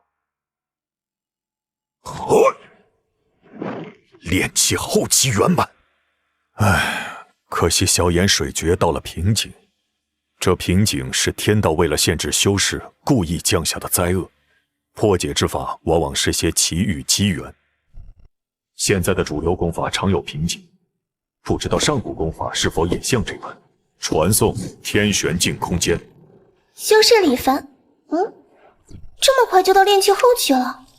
你要问些什么？查询上古功法修炼瓶颈。经查询，目前修炼上古功法的过程中，并无天之恶瓶颈出现。果然，上古功法与新法有着截然不同的天地规则限制。虽然功法不能多人同修，却没说一人不能同时修炼多部功法。修仙界如今无门无派，只要是我有的功法，都能够为我所用。天玄境，辅助修炼。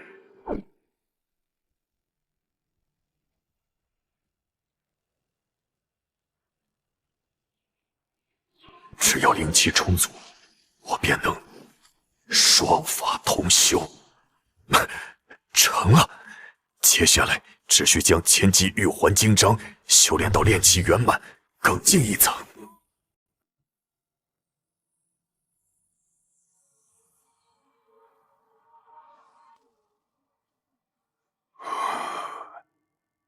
千机玉环经章2重圆满，不愧是上古功法，灵力凝实更胜一筹。上古功法还附带了特殊能力变机，竟能让我看到天地奇迹。既然如此，先看看丛云海的天命如何。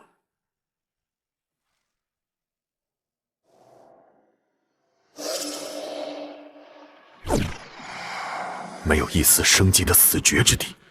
海岸岛上发生了什么？竟被天地杀机锁定。变机，追踪。天地杀机锁定的是我。天要亡我。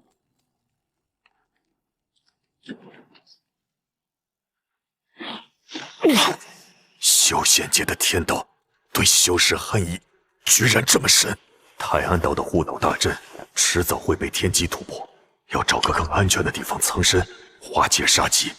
天玄境内的私人空间是仙尊都无法强闯的地方，还有万仙大阵在，应当万无一失。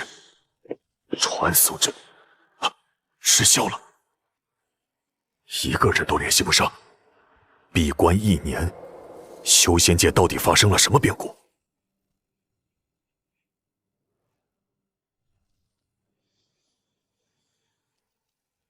不知道这护岛大阵还能够撑多久，先回万仙岛看看吧。这天道恨不得立刻劈死我，难不成要被困死在岛上？仙师慈悲，求仙师救救我们！泰安岛上到底发生了何事？速速说来。启禀仙师，岛上足足1年没下过雨了，没水没粮，村里死了一半的人。天玄镜明明预言10年内从云海不会发生灾祸，难道这种级别的旱灾，天玄镜都不放在眼里？海水远退，连鱼都捞不到，求仙师救命！你们能正常出海？是能出海。一叶障目，来求生之法就在眼前。谢仙师，谢仙师恩赐。凡人都能自由进出大阵，不被天地杀机针对。我化去新功法不就好了？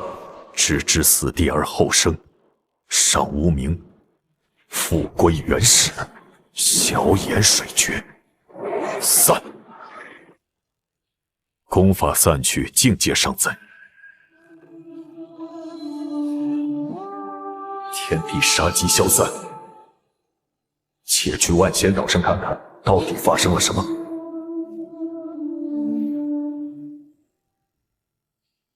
这些岛上一个活人都没有，镇守仙师也不在，天灾之下没有修仙者的庇护，凡人也难逃一死。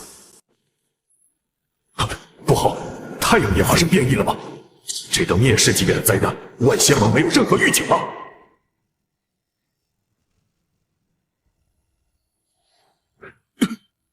万仙岛消失了，仙尊大能坐镇的万仙岛就这么没了。走！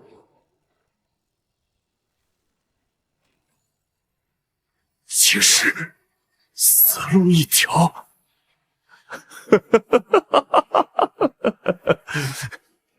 天道将整个从云海封闭起来灭世。天不留一线生机要我死，我偏不服。天地奇迹，变机，天宝楼，泰安岛，苍远号的船员，都无一幸免吗？整片从云海，当真没有一线生机了吗？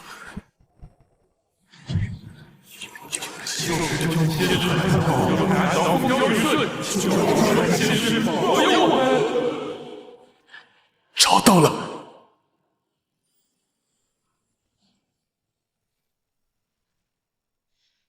救苦救难仙师保佑，泰安岛风调雨顺。我自身难保，如何保佑你们？是仙师，仙师回来了，我们有救了。救苦救难仙师保佑，岛上许久不曾下雨，乡亲们快活不下去了。唉，变机指引的生路，当真在这些人身上吗？一片死气沉沉，命数已尽，我能有什么用？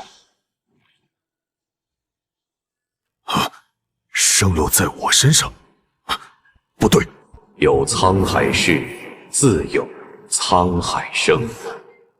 生机在沧海珠上。我明白了，我终于知道了。以我的穿越为锚定元年，上一世锚定65年。我85岁冲破仙绝大阵，看见修仙界连绵的群山。这一世锚定20年。我40岁便来到了修仙界，看见无尽的沧海。从云海因天灾干枯，几十年后就会变成寇红所说的生机勃勃的从云山脉。用沧海珠将从云海的水汽引到泰安岛上，这样一来，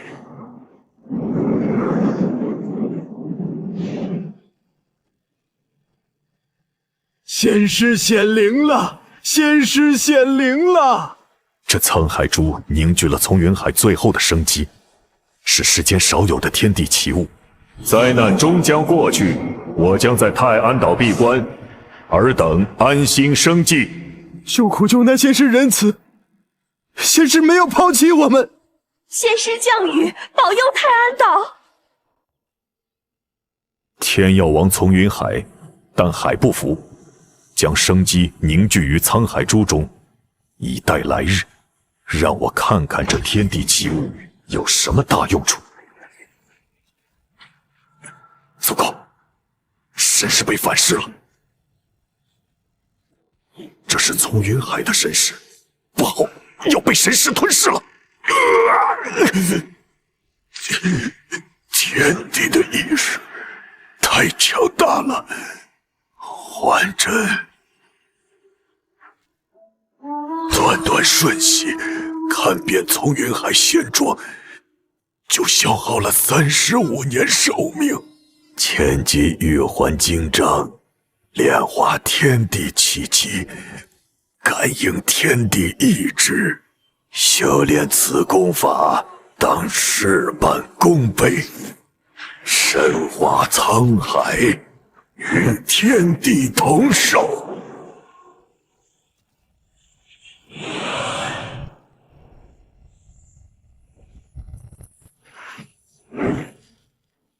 沧海主又要带我去哪儿啊？那是天地之魄。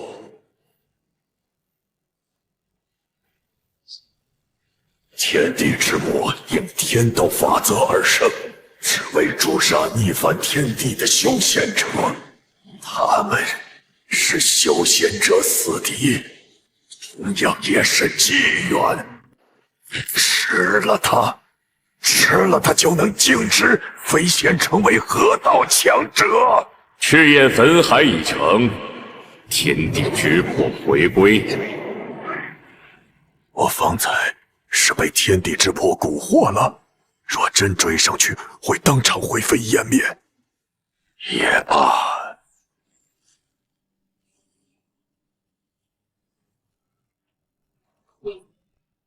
这一次神化沧海，居然过了20多年，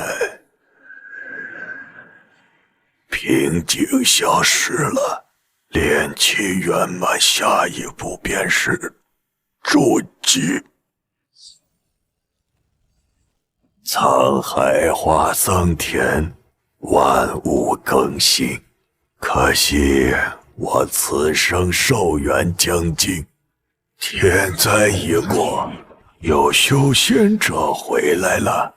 兄长，你我二人在这丛云山脉定有一番造化。哈哈哈哈！金丹大境指日可待。哼！世间修仙问道之人无数，造化杰出之辈更如过江之鲫。待我还真。短短48年，却比前几世加起来都要漫长。修仙之路果然精彩。如今身具数宝，沧海珠虽是威力巨大的天地奇物，可我一介凡人，怀璧其罪，不如继承修为。继承修为竟将我体内仙凡障直接驱散了。炼气后期还远远不够抵挡赤炎焚海。修仙之路艰难，苏长玉心智坚定，不过数天便命丧黄泉。萧恒天纵奇才，也不敌赤炎焚海。反倒是夷人张海波，离开丛云海后，不知道遇到了什么机缘，竟成了筑基修士。赤炎焚海一事疑点太多，等充能完毕再回修仙界。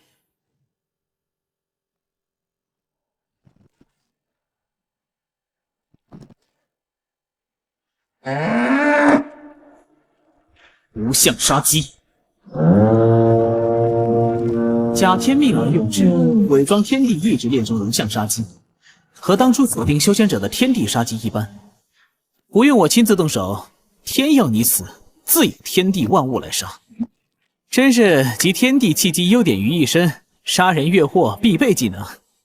还真充能完毕，该回修仙界了。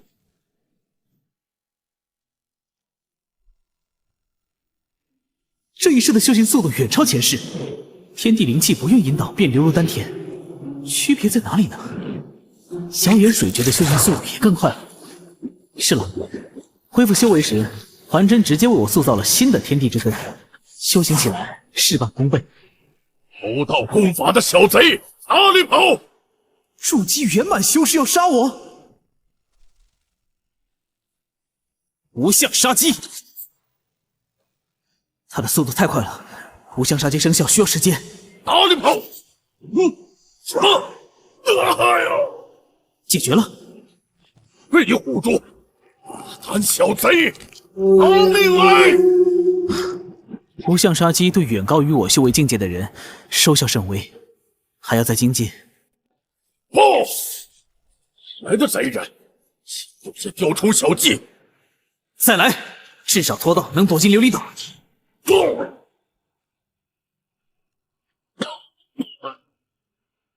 一讨镇守何正浩，还不出来！我一起杀了这个偷盗万仙盟功法的贼人！万护法，你怎么被炼气修士搞成这副模样？不好，琉璃岛大阵非我能抵抗的。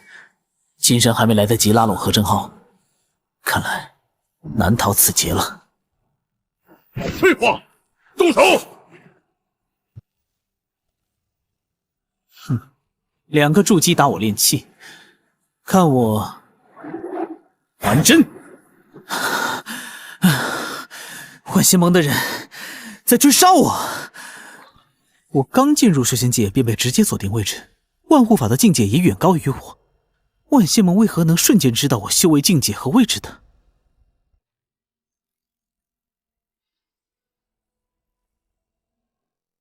说我偷了万仙盟的功法，我兑换了一本功法赠予李大哥。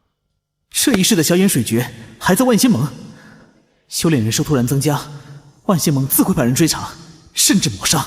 天上无名，复归原始，散！等了3天，也没有万仙盟的人出现。前世果然是因为小眼水诀。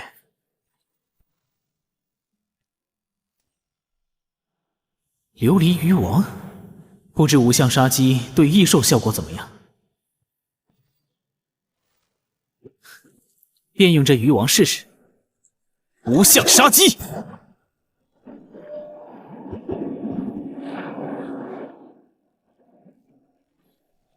果然，天生地养的异兽更容易操控。这是何物？琉璃鱼王的琉璃珠，不知有什么作用。可惜不是天地奇物。先去琉璃岛薅一薅万仙盟的羊毛。何方道友来我琉璃岛？鄙人李凡，乃从云海一散修，炼至修炼后期瓶颈，欲加入万仙盟，求得筑基功法。引荐修士这等好事会找上我？久闻何道友乐善好施，若道友为我引荐，必有所报。李道友哪里话？你加入万仙盟的事包在我身上。道友及时雨之名，果然名不虚传，在下敬佩。及时雨，甚是贴切。道友在玉牌上留下一道气息，便能通过传送阵。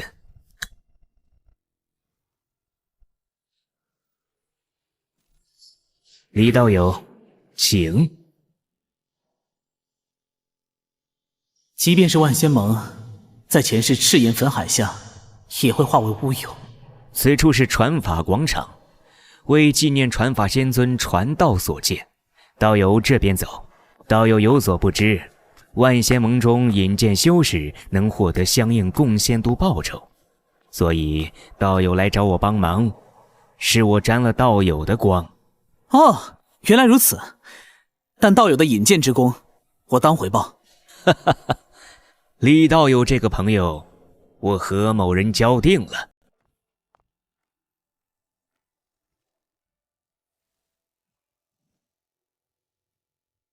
此人乃我引荐入盟的修士，前来登记入册。引荐炼气后期修士，上等丁工，折算300点贡献值，当前总贡献度1340点。前世我炼气前期，何正浩靠引荐赚了50点，今日竟翻了6倍。炼气后期，敢问道友如今是何年纪？29岁。29岁的炼气后期，还是散修，道友天资之高，何某平生罕见。你初来乍到，有问题尽管联系我。何某虽只有筑基修为，但人脉颇广，万仙盟中有几分薄面。那便谢过何道友了。我不便离岛太久，祝小友筑基成功。这待遇可比上一世好多了。已记录神识波动，已生成独立空间。修士李凡，欢迎加入万仙盟。初始赠送100点贡献度，炼气后期使用辅助修炼模式为30点每天。祝你修行顺利。金银兑换贡献度。金银一批，折算863点贡献度。这一世没有入世搜刮太多钱财，但随身携带天地奇物不少。试试融合后的止步残碑。天地奇物止步残碑，瑕疵品质，折算1958点贡献度。太少了，远不够我修炼用。缺钱可以做任务。哼，打开万仙盟悬赏任务。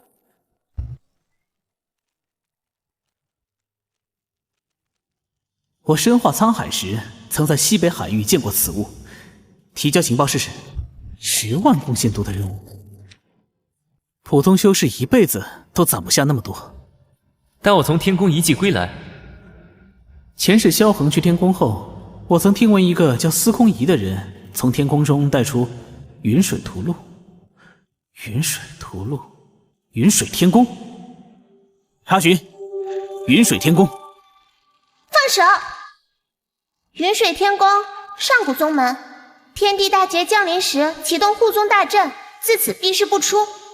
前世云水天宫在锚定11年现世，整座天宫变成一座诡异遗迹，不遵守规则便会死在其中。只要先司空仪一步得到云水屠戮，10万贡献点就是我的了。修士李凡，蓝血珊瑚情报验证正确，当前贡献度3921点。你还有什么需要吗？云水天宫开启还需2年，当务之急是提升实力，修炼一门杀招。小静，帮我找一部攻击类功法。不准用这种称呼来唤我！给你，离我远点。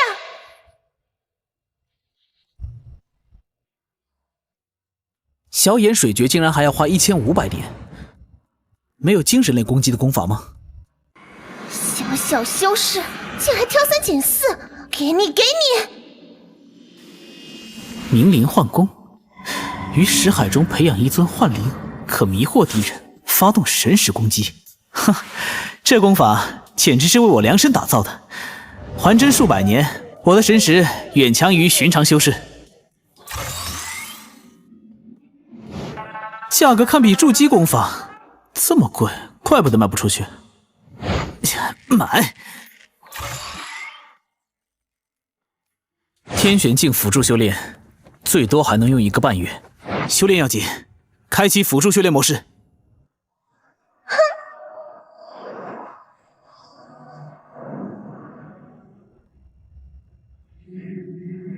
明灵幻功到修炼后期才能聚灵，聚灵不能凭空捏造，需要以真实事物为基础。我所见过的最强大的存在，天地之破。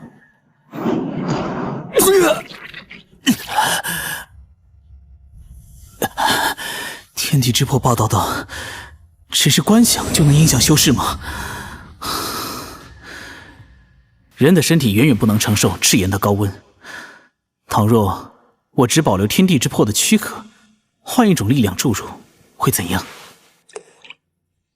明灵幻功，观想幻灵，万物之力无法凝聚。这个也不行。幻灵到底能利用什么样的力量？耶，成功了！这是何种力量？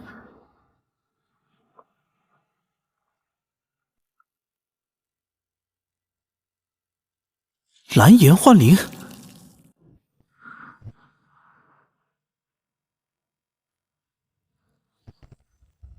蓝颜的威力似乎不在赤炎之下，却能为我所用。这力量像是还没有诞生的天地规则。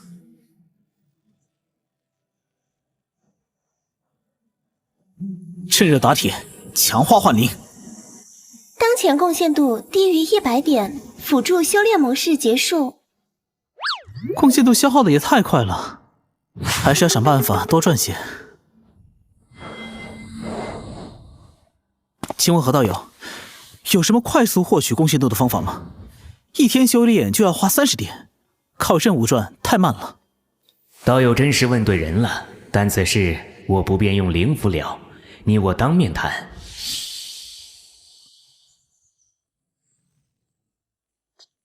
道友当真迫不及待啊！修炼心切，望何道友指点。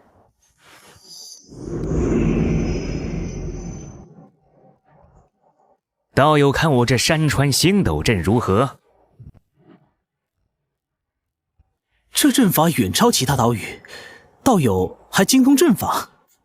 何某在阵法上天赋非凡，此阵是我主导，旁人协助完成。阵内发生的事，外人绝对无法查探。原来如此，聊如何赚贡献度，为何这般大费周章？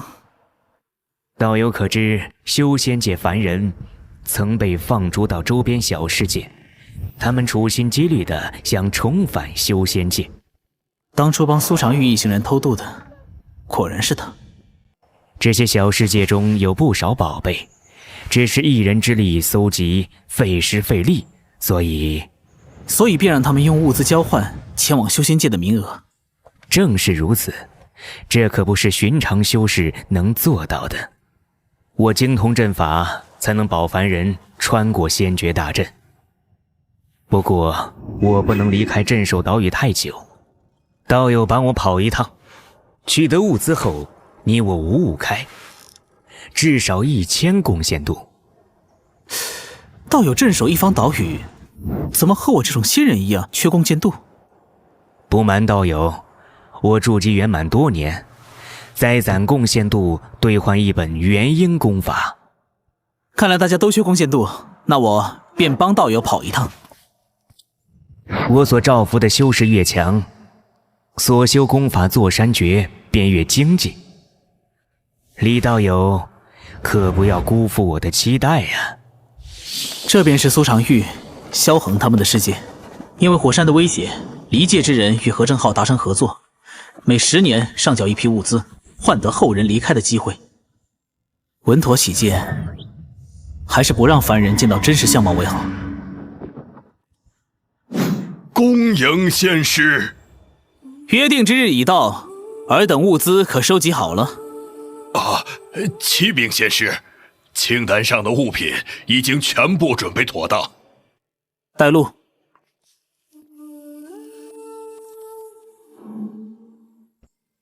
不错，数量富裕。多谢仙师。镇南王何在？吾弟常年镇守边关，唯有义子萧恒留在京中。留在京中做质子吗？既如此，带我去见他。仙师这边请。镇南王世子在御书院中读书。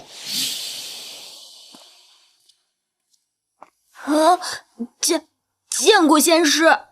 还是个娃娃。你天赋不凡，我已将清心咒传于你，勤加练习。10年后，我再来接你离开。多谢仙师。仙师放心，在下一定好生照顾世子。此子机缘非凡，待我根基稳固，时机成熟，再来接你。求仙师救救我妹妹！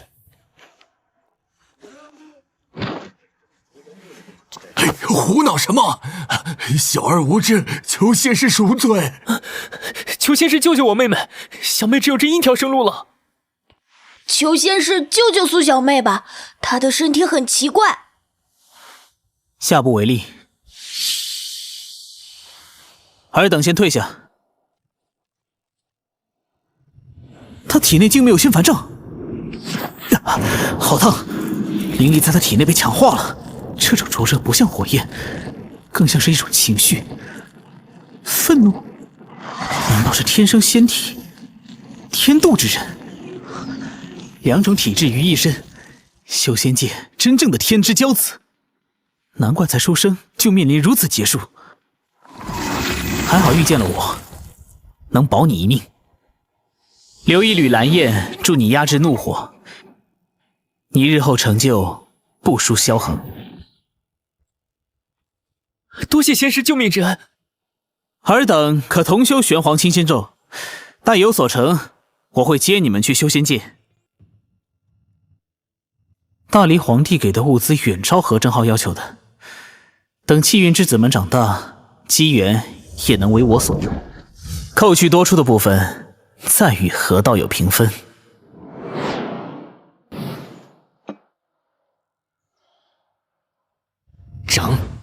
长，倒是长啊！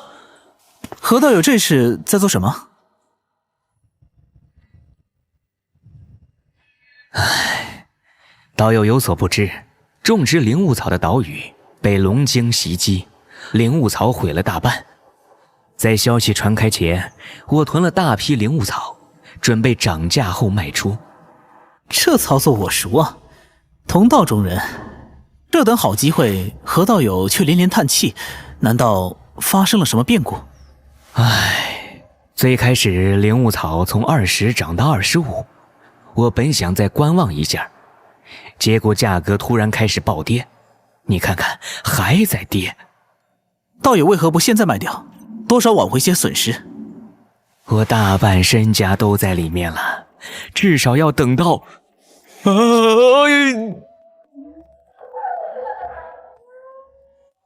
应该可能会涨回去的吧。要不我帮道友把现在大黎的物资卖掉，回回血。这里就是何正浩说的什么生意都做的地方。什么？取消交易，定金都不要？一个个都当我焦修阳好欺负是吧？完了，这批灵物草要砸手里了。客官来做什么生意啊？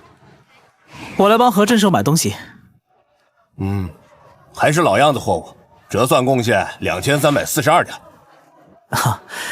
直接交易就是。听闻道友也因灵物草一事赔了不少。哎呀，别说了，本以为能大赚一笔，结果冒出个元婴仙尊抛售存货，稳住了价格。万仙盟还发现了什么木系属性洞天，里面遍地都是灵物草，裤衩都赔进去了。看来灵物草一事有人从中做局，大鱼吃小鱼罢了，正事要紧。不知道友做不做找人的生意？啊，做呀！你要找谁？什么境界？司空仪，炼器修士。小小炼器修士，保证给你查个底朝天。得给这个价，40贡献度。不是对半砍呐！哎呀，道友你是知道的，我刚赔了波棺材本儿。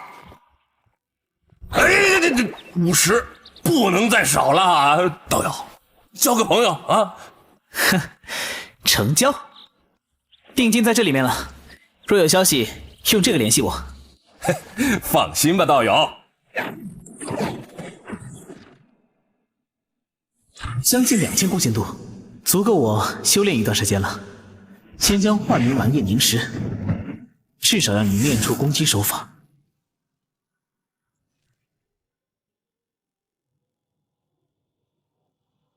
幻灵蓝焰，发动！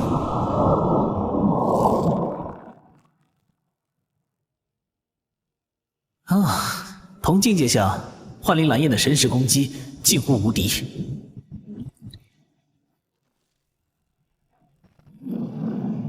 这些寿丹至少能换几百点贡献度，聊胜于无。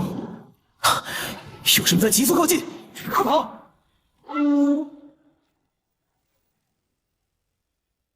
这是筑基修为的龙晶。道友有所不知，种植灵物草的岛屿被龙精袭击，从金丹修士手下逃生，被众多陪惨了的修士悬赏2000贡献度的龙晶，就用你试试金剑后的龙闪杀技。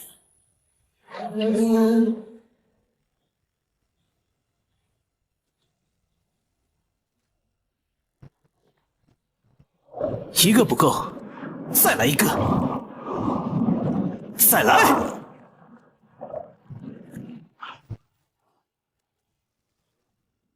越级追杀还是太勉强了。不过就算是普通打人，也经不起整殿宝一手消耗。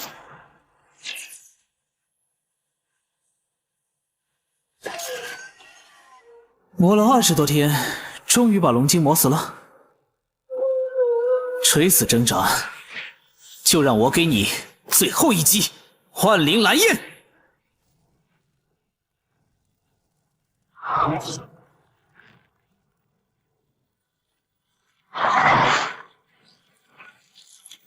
这么多琉璃珠，琉璃鱼群快灭绝了，至少要3、5年才能恢复。金色琉璃鱼王被我捕杀，失去鱼王庇护的琉璃鱼群被这头龙晶几乎吞噬殆尽，该回万仙盟看看了。多人悬赏任务，猎杀破坏灵物草的龙晶已完成，请任务发布者们前往确认。哎，李凡，听说此人是个刚入万仙盟的炼器修士啊。啊，金丹修士都没抓到的龙晶，被一个炼器击杀了，难道他身怀异宝？别猜了，这个李凡确实是炼器修为，他没什么异宝，纯粹运气好。运气好？哎呀，天机长老检查了，那头龙晶吞了整个琉璃鱼群，开智即将化龙，招来其他海底寄兽的忌惮。在李凡捡漏时啊，龙晶早已身受重伤，便宜那小子了。哎，白捡2000贡献度。那人运气也太好了。原来如此，灵物草龙晶之灾的缘由，算是我捕杀琉璃鱼王引起的。哎 ，no！ 据我千里堂最新消息，那位就是捡漏大师李凡。天玄镜，传送辅助修炼模式。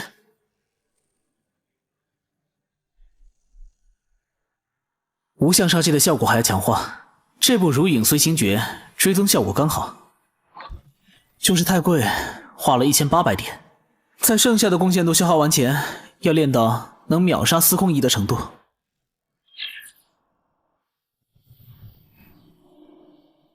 道友，司空仪有消息。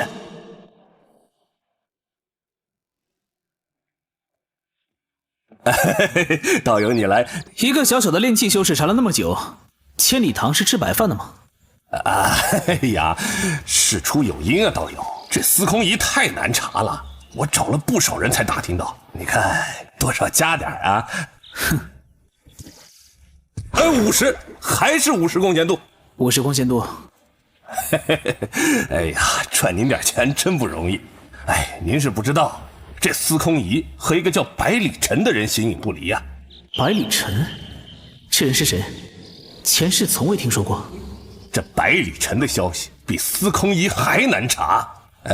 道友是新客啊，这次就买1送1。哎，这就走了。哎，您日后常来啊。切，司空仪和百里尘都是炼器中期，且形影不离，宛若一人，似乎会什么合击之术。计划有变，要对付的人多了一个。好在还有1年时间。